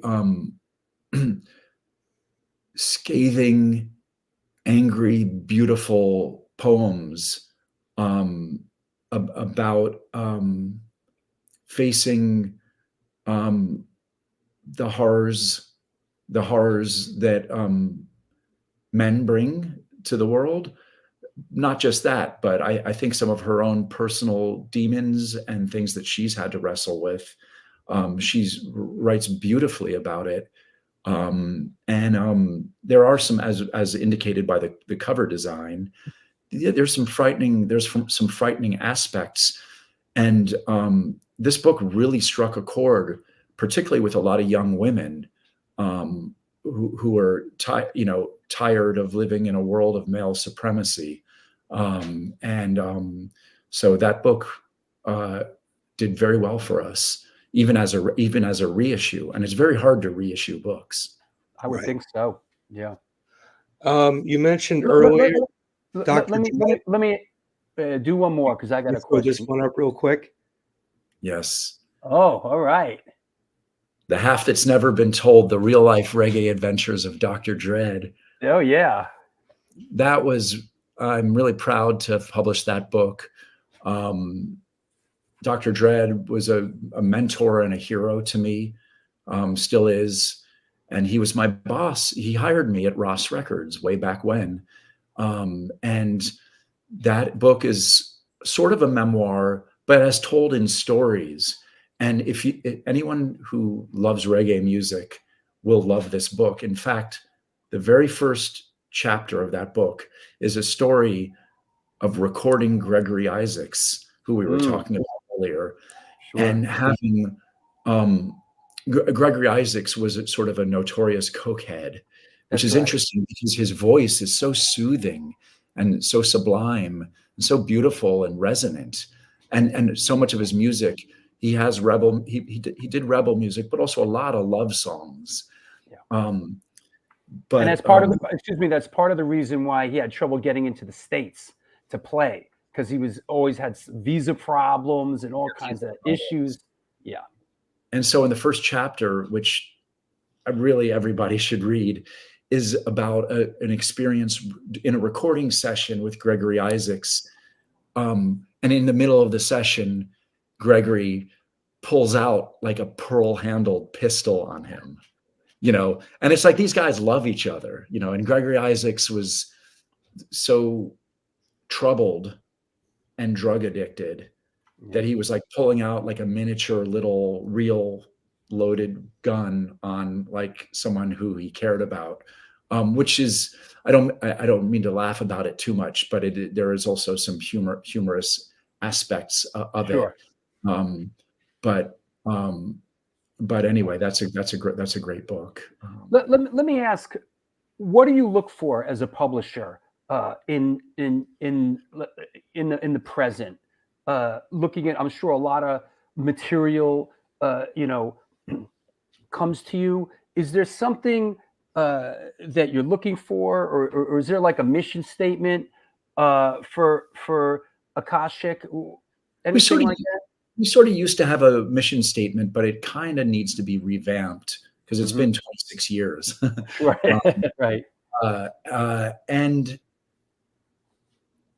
we're looking for books that move us and that move people, that maybe people will have a visceral response to, like that they'll feel in their body rather than just their brain. Publishing is so sedate. The publishing world, especially compared to the music world, the publishing world is really sedate and really kind of bourgeois and really kind of overeducated. And our books are super smart and stuff, but you know, our tagline, which was made by Chris Thompson, whose a good friend of mine. It was his departure from Soulside that gave life to my musical career. But he's the one that came up with the line, reverse gentrification of the literary world, which is sort of tongue in cheek, but is also meant to be like, try to publish books in a way that isn't just like for the overeducated. That's not interesting to me. In a country that struggles with education, it's a real factor. But I don't think so many of my musical heroes and other heroes never went to college. I don't think Ian MacKaye went to college. A bunch of people in bands I play with didn't go to college. And these are among the most smartest, most literate people that I know. And you know, it's interesting that in the early days of Akashic, people would say things to me like, does anyone else in your band even read? As if musicians don't read. But all musicians and artists know that musicians and artists read more than other people do.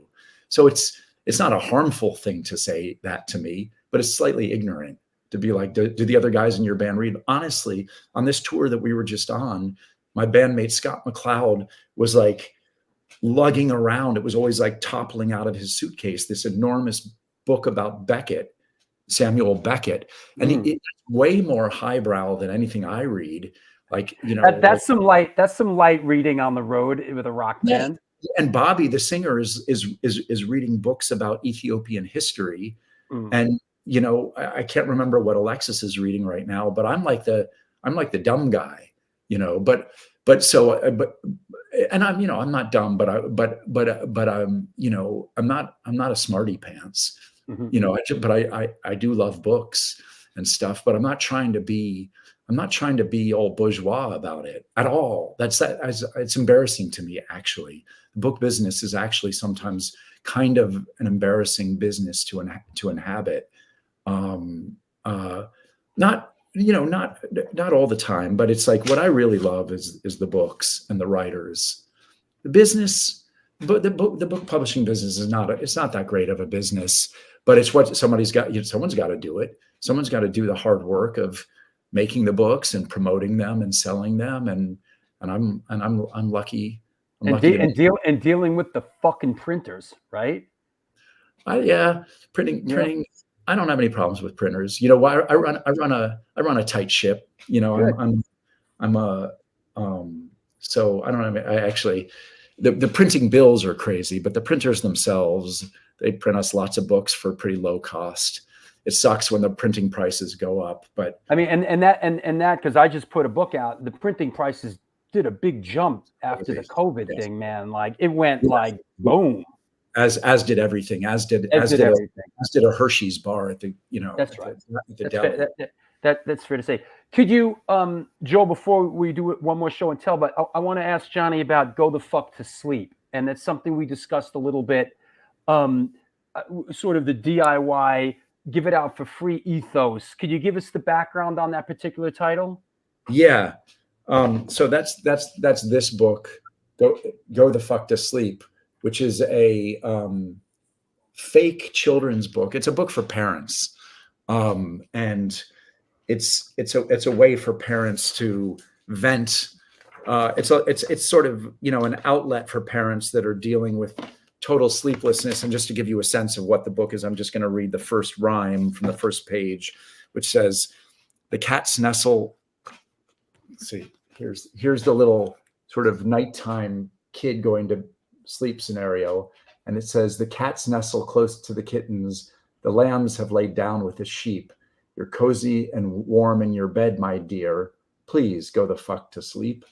And so it's a book of very, very, very funny rhymes. People who aren't parents probably won't find it as funny, but people who are parents go nuts for this book, Mm. and it struck a huge chord. What happened was we were promoting it, and there was a PDF of the book that we were sending out to like reviewers, and we didn't put a password on it, and it ended up leaking out and then going viral, and then it led to the book. The book being bootlegged by accident, us allowing the book to be bootlegged by accident, turned it into this massive sensation. And now we've sold a couple million copies. That's great. And I'm not even exaggerating. It's actually more than a couple million. Not much more, but it's like worldwide, it's probably sold 3 or 3.5 million. And it's been, we've licensed it into translation into 35 languages, including a language that neither you, Drew, nor you, Joel, even know about. We did a licensing deal with a language you guys don't know exists. Nynorsk. Right? Nynorsk. We got paid paid $3,000 or something for the Nynorsk rights. That's New Norwegian for you. New Norwegian. Norwegian. And that deal, by the way, was separate than the licensing deal for the Norwegian rights. There you have it. Another one. And this book keeps us in business because it's really like when there's baby showers, Mhm. oftentimes, the person having the baby will get like 2 copies of this book. Sure. And It's every year since it came out in 2011, it has outsold every other book on our list. That's really fantastic to have a title like that. It does wonders for a small company to have a book like that. It really is. When it happened, and finally after publishing for like 1 year and publishing, it's like we made a lot of money, and people said to me, what are you going to start doing? Are there books now? You're going to be able to start doing this, that, and the other. And I said, I'm not changing anything. I'm already doing what I want to be doing. Now Akashic Books has a social safety net. Now when there's a pandemic, we're going to be able to survive it, Lee Bundy asks, can you find these online? Oh yeah. You can get all the books we publish are available anywhere books are unsold. But including all online retailers, both the big daddies as well as all the independents. And not to say that every book we publish is available and is right now stocked in every bookstore, but every bookstore can get these books. Joel, and you can order them from also Barnes & Noble, Amazon, wherever. Bookshop.org. Capiche. Joel, you got another one? You know what I'm going to do? I'm going to give quick plugs to a few I really love. Yes, please. Then I want to dive into one in particular. Is that the Jesus Lizard book? Yeah, we'll get to that in a second. I have a screenshot of that. So you let me know. Okay, go ahead. Unstrung, Mark Ribot. Yes. Godlike, Richard Hell. One of my favorites. And In Search of the Lost Chord, Danny Goldberg. Oh, wow. All great books to check out. Wow. But Johnny, yeah, you and I first connected years ago because I reached out to you after you put out the Jesus Lizard book, which is one of my favorite titles on that the company's put out. And you were kind enough on 2 different occasions to set me up with David Yao from the Jesus Lizard, who's one of the most fascinating people I've ever encountered, as you know. Can you tell me a little bit about, because obviously, the Jesus Lizard and Girls Against Boys are both on Touch and Go. So you have that bit of shared history. How did this whole project come to be? And what can you tell me about working specifically with Yao, who is such a singular presence in this world? Yeah, well, Girls Against Boys toured a lot supporting the Jesus Lizard. The first show we ever played together, I might have this wrong, but I think it was in like Manhattan, Kansas, somewhere in the Midwest. And we somehow drank too much of their liquor. And I'm not saying we drank more liquor than they did, because I don't know if that's possible. But it's like, I think we were nervous and excited to be on tour with them. We revered them. And I think we nervously drank into their alcohol supply. But they didn't kick us off the tour. And so we then ended up getting to tour the country with them sort of multiple times. We played in London with them and became pretty good friends as bands. And they were really a musical inspiration. And then so many years later, when I'm publishing books and stuff, sometimes I'll approach a band that I love and try to get a book out of them, or basically ask them, have you guys ever thought about doing a book? Is it something that might interest you? Is there a concept here? And so at a certain point, I think my initial conversations might have been with David Sims, the bass player. They were with either David Sims or David Yao. But however the first conversation started, soon it was sort of with the two of them. And they were the two main drivers of the making of the book. Everyone in the band, all four members, including Mac, the drummer, and Dwayne Dennison, the guitar player, they were all very involved in the book. But it started off being driven, the process, by David Yao. No, by David Sims. I think he really got it started. And then at a certain point, once it was like layout started to be involved, we got then David Yao took over, and it took a while. And it's interesting when you do bands with books, you know, it's like we also done this just recently. We did this book with the band, The Hold Steady. And just like the Jesus Lizard, I was, making a book with a band. It wasn't one person in the band. Both those books were like the whole band. And so you get into the band's like dysfunction. And I say that in the context of every band has dysfunction. You know, any band that's worth its salt and has been around for more than, for a few years has dysfunction. And it's kind of fun to get like a ringside seat to whatever those key band dynamics are, out of which like sprout other, band dynamics.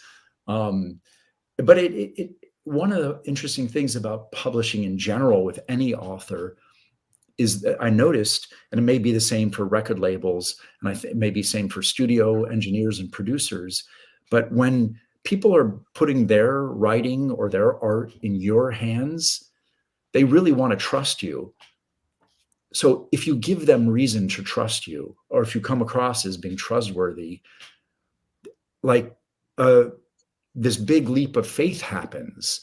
So there are I even noticed that we did a book with the actor David Duchovny, and then like I did a deal with his literary agent, and then David and I had a Zoom call, and by the end of the Zoom call, it was like there was almost an element of intimacy isn't the right word, but I guess trust is the right word. But I could tell by the end of the call that he felt a little bit of trust in me. And of course, all I want to do is give him reason to have that trust. But it's almost like for a lot of my writers, the well-known ones and the unknown ones, publishing their book is often this almost like fast track towards being sort of inside their life, which is just kind of interesting.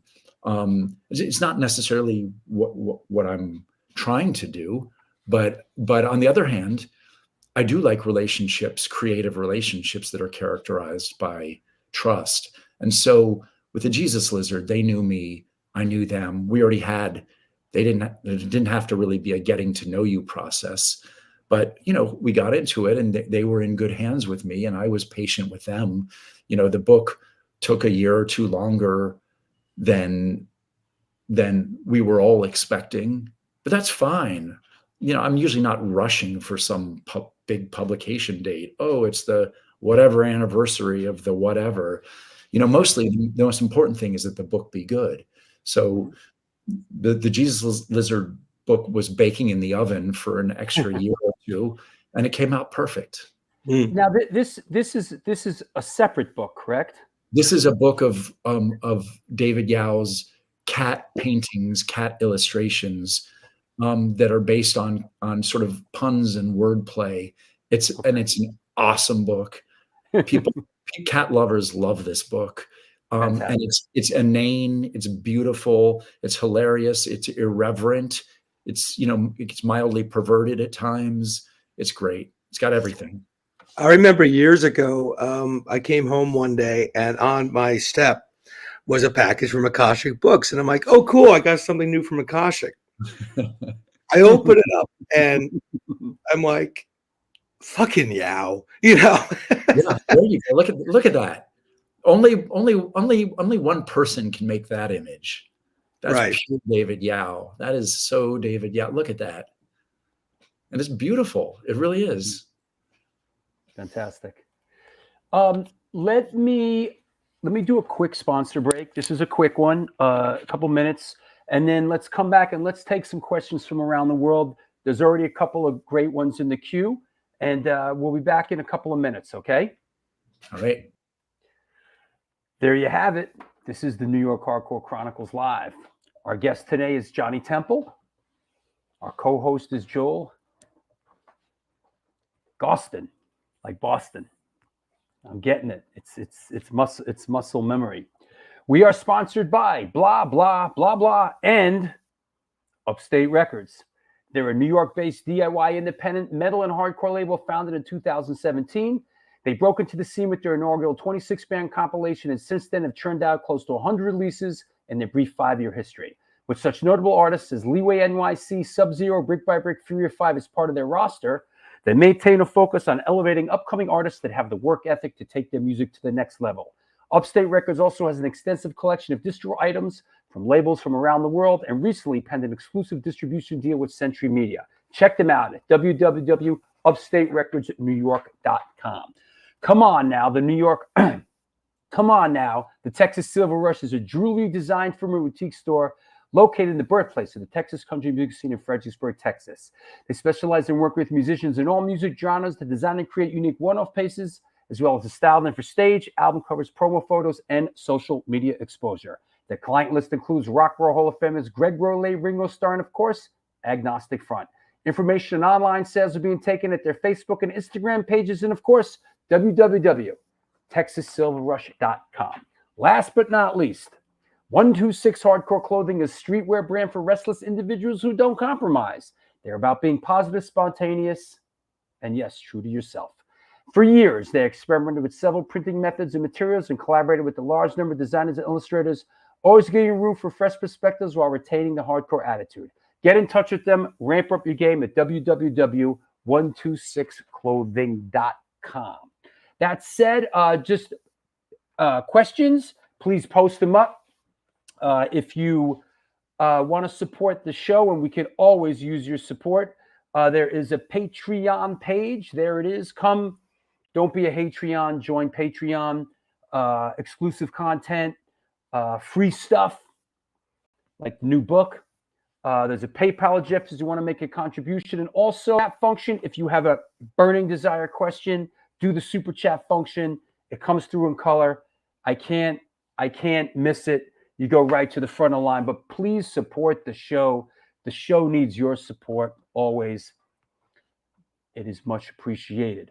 That said, we're going to have some of the women of the pit come on towards the end of the show, and we're going to talk about the upcoming event this Sunday. There is no show this Sunday because we have an event down at the Bowery Electric. I just want to mention a couple other things, just real quick. There's been some chatter, IDs going out, playing some shows. One show we're playing with Go-Go Bordello at Brooklyn Bowl on December 29th with Purcell's band Values Here. So come on out to that. Also, the Extreme Music Awards tickets are on sale up at Albany. We are playing the pre-party to that. Sunday, January 29th, there's a Bowery Electric show with Tension, Winterwolf, Redwoods, Mickey's Crew, and the Give Ups. And Sunday, February 18th, Non-Residents ID, The Long Wait, Crazy Eddie, and just added Two-Way Radio is off and Next Scars is on. So all that's happening. Post your photos. let's bring back our co-host, Hey Man, Hey, and Johnny Temple. So here we go.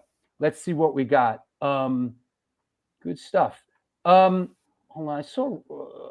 I want to go back because I saw a good one a while back. Okay, here we go, Johnny.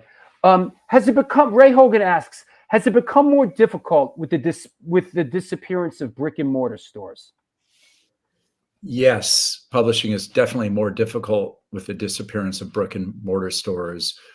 Although I wouldn't say disappearance because there are, weirdly, like in New York, there's more bookstores now than there were 10 years ago. So there are some brick and mortar stores that are still sort of popping up.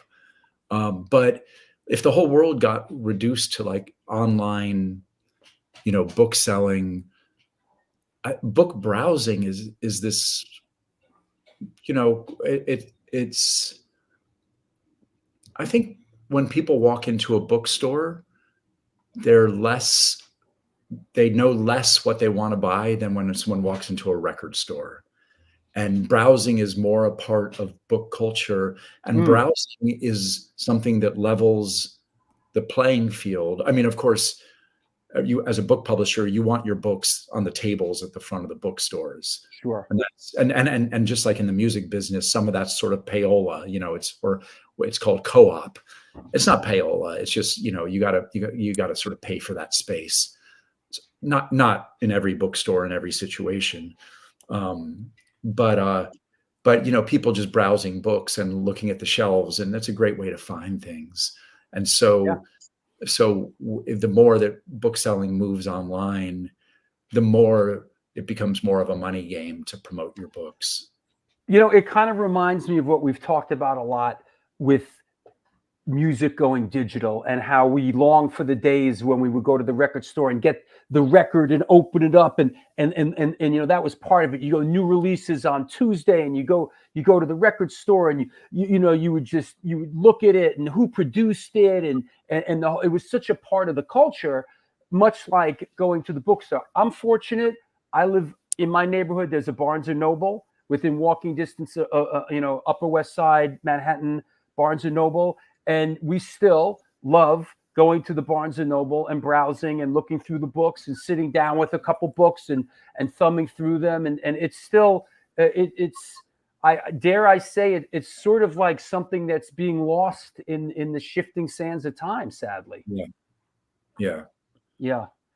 Pat Baldwin says, still riding high off seeing Soulside with Scream on Sunday night in Philly. What a mesmerizing, inspiring performance. Hell yeah. Yeah. Scream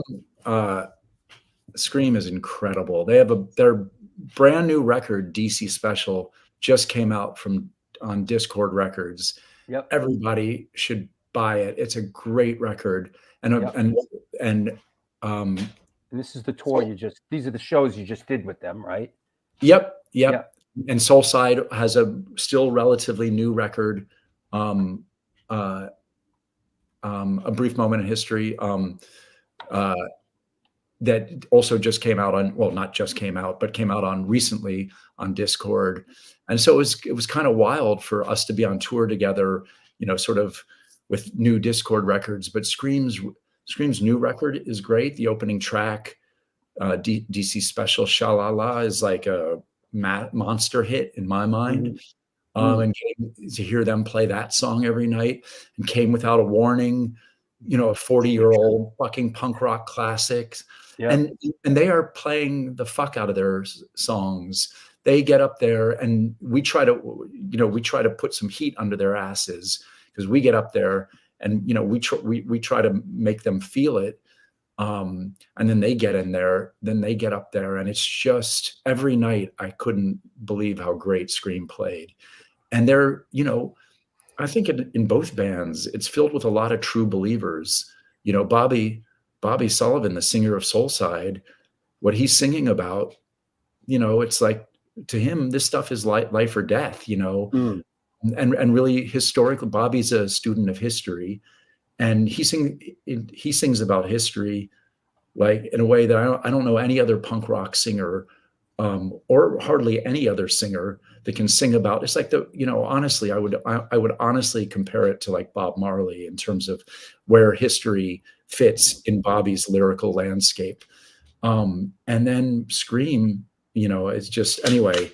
I'm glad that you were Pat. I forget what the name of the person. Yep. But I'm glad you enjoyed the show. We're both bands trying so hard to put on a good show, and so getting that kind of feedback is inspiring.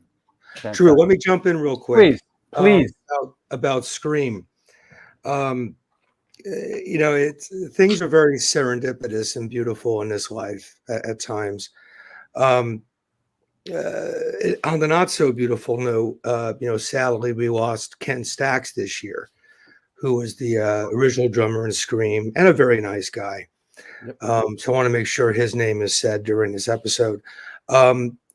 Interestingly enough, since we're talking about these bands and publishing, Kent Stax was my first ever customer when I started publishing books. Aww. So wow. I was playing in a place in Delaware with my band at the time, and there was a band on the bill called the Alleged Bricks, and I wasn't familiar with them. And I set up, I put out a Misfits book, so I set up my little thing of books.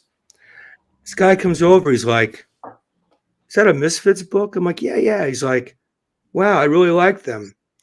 Totally unassuming. He bought a book. He's like, "Look forward to reading this. I used to know those guys back in the day." And then my friend Matt and I look at each other, we're like, "You're Ken Stax from Scream." Like, it finally connected.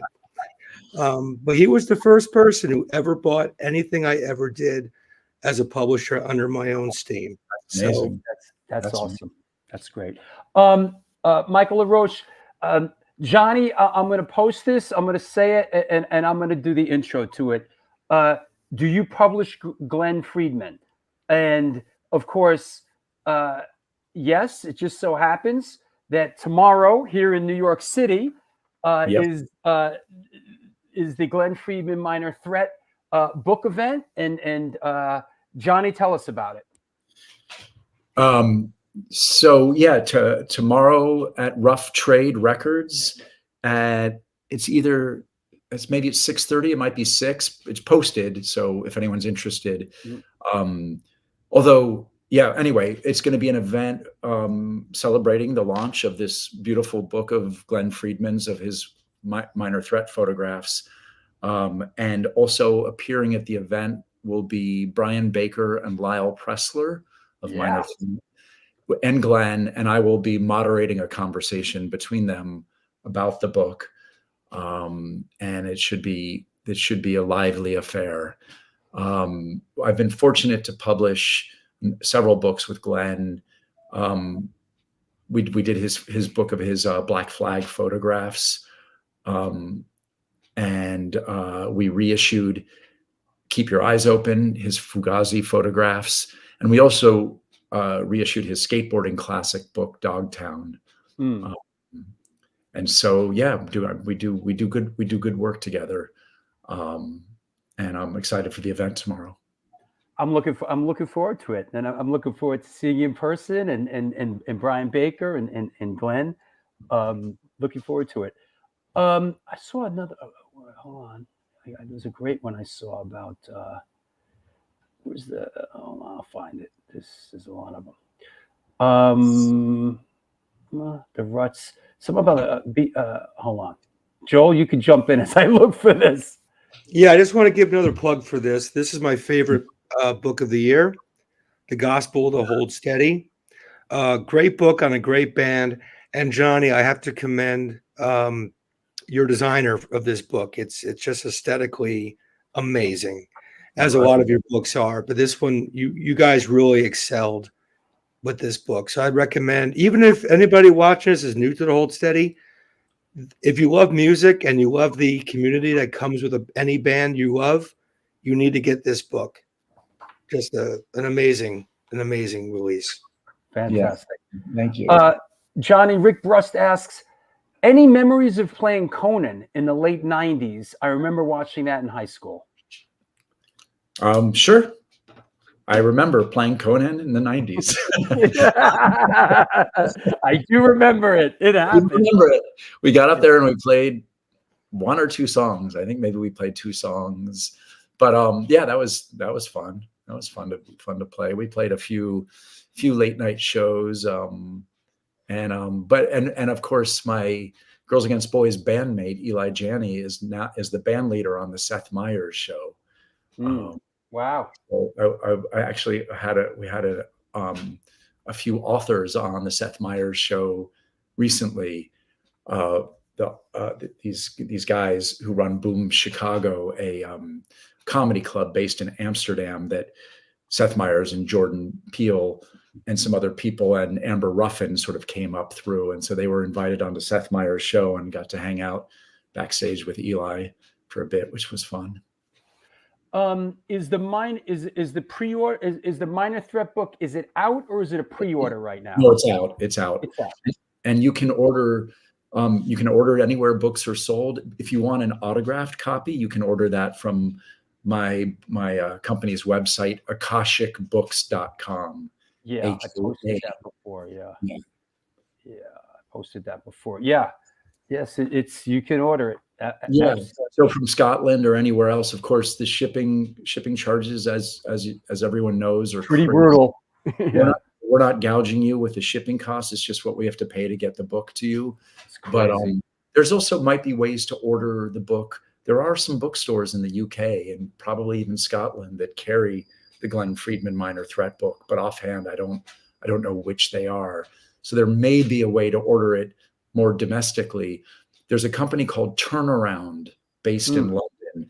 If you can order directly from Turnaround, you might be able to order the book without paying as exorbitant a shipping cost. Terrence asks, will there be a book about Prince Far Eye? That's the greatest question ever. Is it? Good. It's just because it's so beautiful and obscure. And I would love to do a book. Will there be an Akashic book about Prince Far Eye? I would love to do a book about Prince Far Eye. That's a great question. There is a novel by a Jamaican writer named Kai Miller. The novel is called August Town, and it's about Bedward, the flying preacher, who's a mythological figure in Jamaican culture. And I first was exposed to Bedward by Prince Far Eye. So if you're interested in knowing more about Bedward, I encourage you to buy the novel August Town by Kai Miller. It's a great book. I didn't publish it, but is ebooks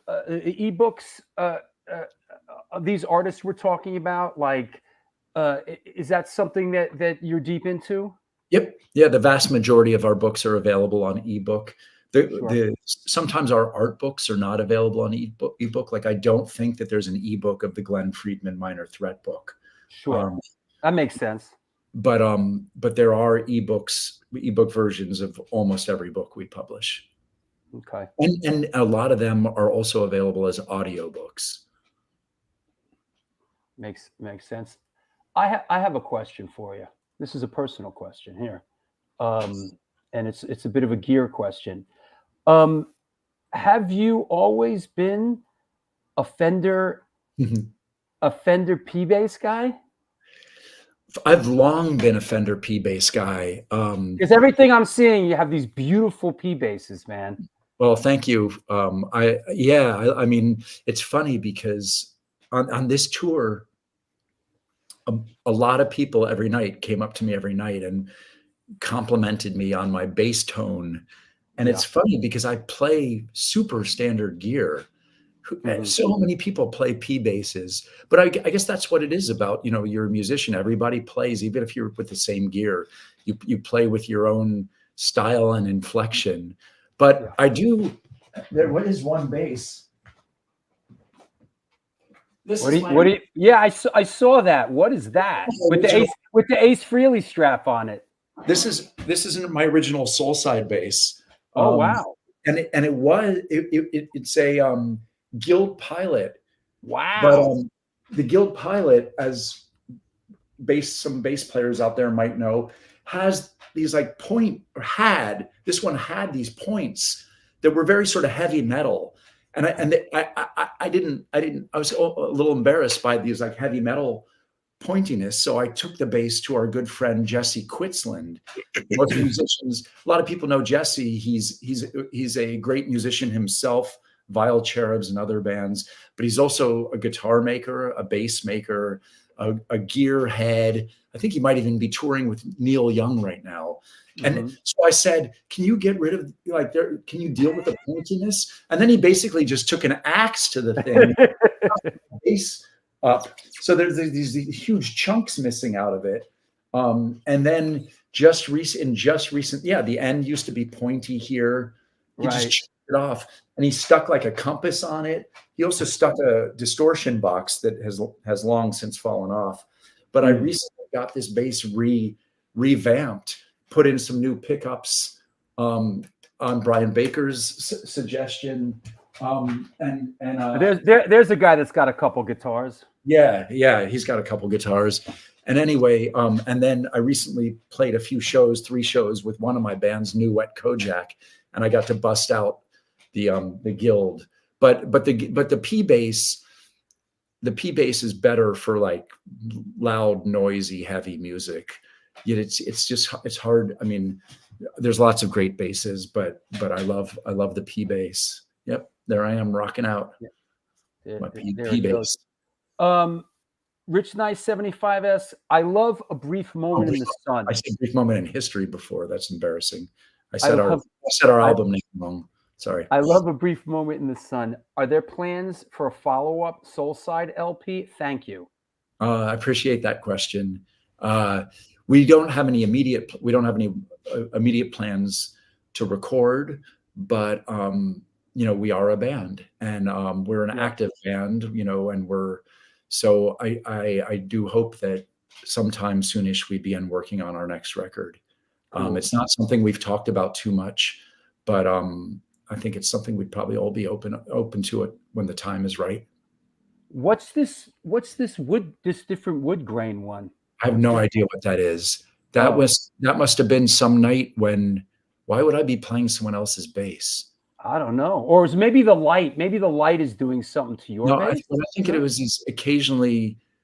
I'll do like some dates, and like if I fly over to Europe for just a show or two, sometimes. Okay, we're not making any claim to that one. Yeah. Right? Yeah. That makes sense. Johnny, you mentioned New Wet Kojak. Let's jump on that for a minute because we didn't get too deep into that earlier. That was another band you were involved in that recently did some reunion shows. And that's with some of the guys from Girls Against Boys, right? Just one guy, Scott, the singer of Girls Against Boys, and also guitar player of Soulside. He's the singer and sometimes guitar player of New Wet Kojak. It's quieter of the various bands that I play in. That's the one that's the least hard rock, the least punk rock. It's still dissonant and weird, but at a sort of a lower BPM, a little bit more of a jazzy, loungy feel to it. Though we do have a song called "Punk's Not Dead," and Jeff Turner, from the singer and guitar player of Gray Matter and 3, plays guitar and keyboards and samples in that band. Charles Bennington, who was in an old DC punk band, Bloody Mannequin Orchestra, he plays saxophone in the band. And then Nick Pellicciotto, who played in the band Edsel and was also Fugazi's sound man for a long time, he plays drums. And we put, back in the 90s, we put out a few records on Touch and Go, then a couple of records on Beggar's Banquet. And we just recently played our first 3 shows in 10 years. And that's when I got to play my chopped up Guild Pilot. But we had 3 good shows, and hopefully we'll do some more stuff, and hopefully we'll record some new songs. Great. Fantastic. Well, Johnny, I want to thank you for coming on. It was a nice, calm, enjoyable conversation, and we got into a lot of stuff. I really look forward to seeing you tomorrow at the Minor Threat. Really excited about that event. Yeah, I'm excited to see Glenn and Brian and you, and I'll come down a little bit early to see everybody. Anybody you want to thank? Anybody you want to shout out on the way out? Mostly, I just want to thank you guys for having me on. And I guess I will shout out my soul brothers Scream, because I'm still just fresh off touring with them. And it was a real treat. Yeah, I appreciate you guys taking the time to talk to me about my eclectic endeavors. It was great. It was great. Thanks, man. I'll see you tomorrow. All right. Right on. Ciao. Right. Have a good night. Bye-bye. Thanks. Bye. Wow. Good one, Joel. Thank you. No problem. You want to stick with me for a couple minutes? We're going to bring some of our other friends on for a second here and talk about their charity event. Yeah, I may need to change my background. My computer's dying. I may have to go back to my office. So you know what? I'll sign you off. I'll bring them on. I'll bring you back on. All right. All right. This is the New York Hardcore Chronicles Live. We're still at it. Shows have been long lately. Let's bring on from Women of the Pit, Lori Dawn, Gina Marie. What's up? Hello. Hey. What's up? How you doing? That was a fun conversation. I like when worlds collide, like you guys talking about books and music. Like Yeah. He had a really cool. nice, calm demeanor, you know. Yeah, cool Very guy. cool. I want to check out that cat book. Yeah, I know. I thought of you. I'm like, I bet she's watching. Yeah, I was like, that irreverent cat book? Yes. Okay, yes, all the things. Watching the cat book. Yeah. So let's talk about Joe. You back with us? Yeah. Hey. Yeah. Hey, Joel, how you doing? Hey. Good. Hi, How are Joel. you? Hello. So let's talk What's about going on? this event that's going on. This is I'm this calling- Sunday. yeah. I'm calling this a Long Island takeover. Yeah, right. Oh boy.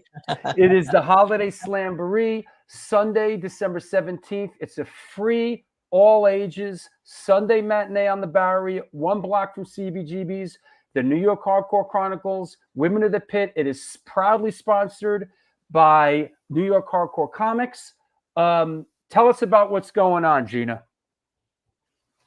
So we have partnered once again with Oasis, which is a haven for women and children in New Jersey. Not only do they provide shelter for unhoused women and children, but they also provide education, and they have classes, and they really try to empower people that need it the most. So right now it's cold outside, and so we are having a coat drive. We're collecting women's and children's coats. If you have a guy's coat and it's unisex, you can bring that too. When I asked how many, if there was a limit, they said that they would accept whatever we brought them. So as many as I can fit into my car, I will bring. They did mention that they were short on women's like large and extra large coats. They had a lot of small and mediums, but they have an event where they, right before Christmas on December 20th, they hand out these coats, and they said people line up for blocks and blocks so there's definitely a need. And I know our community is very giving and caring. So we're grateful that we're able to do this and make the show even more meaningful. Yeah. Thank you. Yeah, absolutely. Right, Lori? And here's one of Lori's flyers, right? Always My little doodle flyer. your little doodle flyer. Who's on the bill? Yeah, so we got my girls' toys. My girls. Hell yeah. Love those ladies. So we got toys kicking the party off. Chum Huffa, RBNX, Butterbrain, and then no redeeming social value. So I mean, if that's not a party lineup, what is? I called. I talked to Dean today from No Redeeming, and I said, "Listen, bro." I told him. I said, "We got to clear the room at 7 o'clock. Are you guys gonna fucking like fuck the stage up and like do something like, you know what I mean? Like make a mess of the place." Like, well, you never know with them. You never know. I know. So tricks they have up their sleeve. I thought I would make a preemptive strike and call and get him on the line and be like, dude, are you gonna like, do like confetti and like make a mess of the place? Because if you make a mess of the place, I'm gonna hear about it. I have a couple of surprises. Okay. It's not gonna mess anything up though. Okay. But yeah, coat drive, free all ages show on the Bowery. Come on down. This is important. Super stuff. fun. Yeah, it's going to be a great day. Yeah, good. Great way to kick off the holiday season. So, yep, sure. Cool. Joel, you got anything? About the show, I just think it's great that you guys are doing it. Unfortunately, I won't be able to attend, but I'll be there in spirit. And wish you well with it. And of course, anything else the Women of the Pit endeavors bring you in the new year, I'm sure we'll be in touch and learning about all the great stuff you've got going on. Yeah, well, I'm enjoying your interviews. Thanks, so Joel. those are really fun too. Thank you. Thank you. Yeah, I'm sure we'll run into each other either here or in Boston somewhere. Oh yeah. Yeah. For sure. Yeah. Yeah. Ray says the last NRSV show was mobbed. It was, and Yeah, I'm expecting a lot of people out for this one. So people are really They're going to be packing them in. Joel, question from LaRoche. Joel, how many of these were published? Tales of Horror, The Misfits, and the History of the Misfits and the Undead? How many were published? Well, that was a publish on demand thing. Right. I can't recall the exact number, but I sold a few hundred of those. And actually, I don't even have one anymore. I stopped publishing it because it was initially going to be part of a larger book, which it may still be. So I kind of took it offline in anticipation of this larger book, which still has yet to be finished. So if you have a copy of it, hold on to it, because I've seen it on eBay for a lot of money. And if anybody wants to send me their copy, I would appreciate it, because I don't have it anymore. You're like me now, bro. It's like I don't even have any of my own shit. Like I just give it to Larry Kelly, and then and like away. Larry Kelly gives it to somebody who he thinks would cherish it. It's like this stuff makes me nervous. I don't need any of my records, any of my test pressings, any of my Larry Kelly, you take it and you filter it down to people that will cherish it and love it. That's fine. That's fine. I want a simple, uncluttered life. Well, I just uncluttered a lot of stuff from my past. Yeah. Sold a few things, because the reality is, life becomes moving boxes from one spot to the next. Sure. And it's like I don't need a lot of my Misfit stuff. I was there. Yeah. It's okay. So a lot of the stuff from my band life, I'm kind of parting with, just because, what am I holding on to it for? Unless there's a Joel Gostin Memorial Museum someday, it's not gonna be. I'd rather give it to somebody who really, like, that's what they live for. That's how I feel about it. That's 100% how I feel about it. It's like, I don't want to say this stuff doesn't. It's not fair to say it doesn't mean that much to me, but that's not really it. It's just, I'd rather have other people that really people that collect it and have a passion for it. With me, it's going to end up in a box, being paid for in a storage room or something. I try to keep it really simple. The one thing I dragged around me through all the, was this box of Biohazard High 8 tapes. And oh boy, that is the basis of the documentary that I'm doing now. I carried it around for 30 years, and now I transferred the stuff, and it's just like some of the stuff is just mind blowing. Like, and this documentary, I'm glad I you held on to the right thing. Right? I did. Yeah, because the doc is really coming together. It's I really... I collected a lot of vinyl too, and I'm just like, who's gonna, what's my daughter gonna do with this vinyl after I'm gone? And I'd rather see other people enjoy it, I want to shout out Mary and everybody in the Scream camp, and just thanks for tuning in today. Skeeter and they had a big loss. That's a tough one to deal with. And we do have Pete. We do have Pete coming on the show January 31st. So, with this show, I'm like, there's certain bands that like, everyone in the band's been on the show, like Life of Agony, like everyone in the show. Like there's certain bands that just every single member of that band has been on the show already. Different perspectives. Yeah, that's good. So, all right. And then different times too. Like you've gone on for so long now. Like the other things have happened. There's more to talk about. So. Well, this one's coming up next. A week from today is the 300th episode. A week from it's today. It's actually been more than 300 already because the bonus episodes I did in the very beginning, there was like bonus episodes. Imagine there were weeks where I did 4 shows in a week during the pandemic. That's insane, man. Yeah, we all had time to watch every single one. Yeah, right? Crazy. Yeah, crazy. Like, look, people are still saying it's like therapy, these shows. Like, it's just cool. It's like, for me, when I started watching your shows during the pandemic, it brought me back to like hanging out in front of CBs again, because you were doing some of them on Sunday afternoons. We were just hanging out, talking about music, talking about life, talking about bands. It was super cool. Yeah, and I've come to the point where I don't get too upset about anything anymore, with this show. If somebody can't make it, it's whatever. Someone's plane is stuck in the air. We just talk amongst ourselves. Because at the beginning in Dad's kitchen in Florida, it was like stress, Now it's like whatever. Yeah, it was a stressful time too. And Joel, I love when you these come on. shows. Joel, you just add such a calm demeanor to it. I appreciate that. And a gravelly voice these days. Yeah, that's right. All right. Anybody you want to thank or shout out, Joel? Want to thank Johnny for coming on. I knew he was going to be a great guest. So I really appreciate that. Want to thank all the great people at Akashic Books, with whom I've had a great relationship with for many years. They're just really cool people, and they always put out great stuff. And when I see the Akashic book packages show up here, I'm always excited because I know it's always going to be a great read and a great look, because they really do a lot of great work on the visual side as well.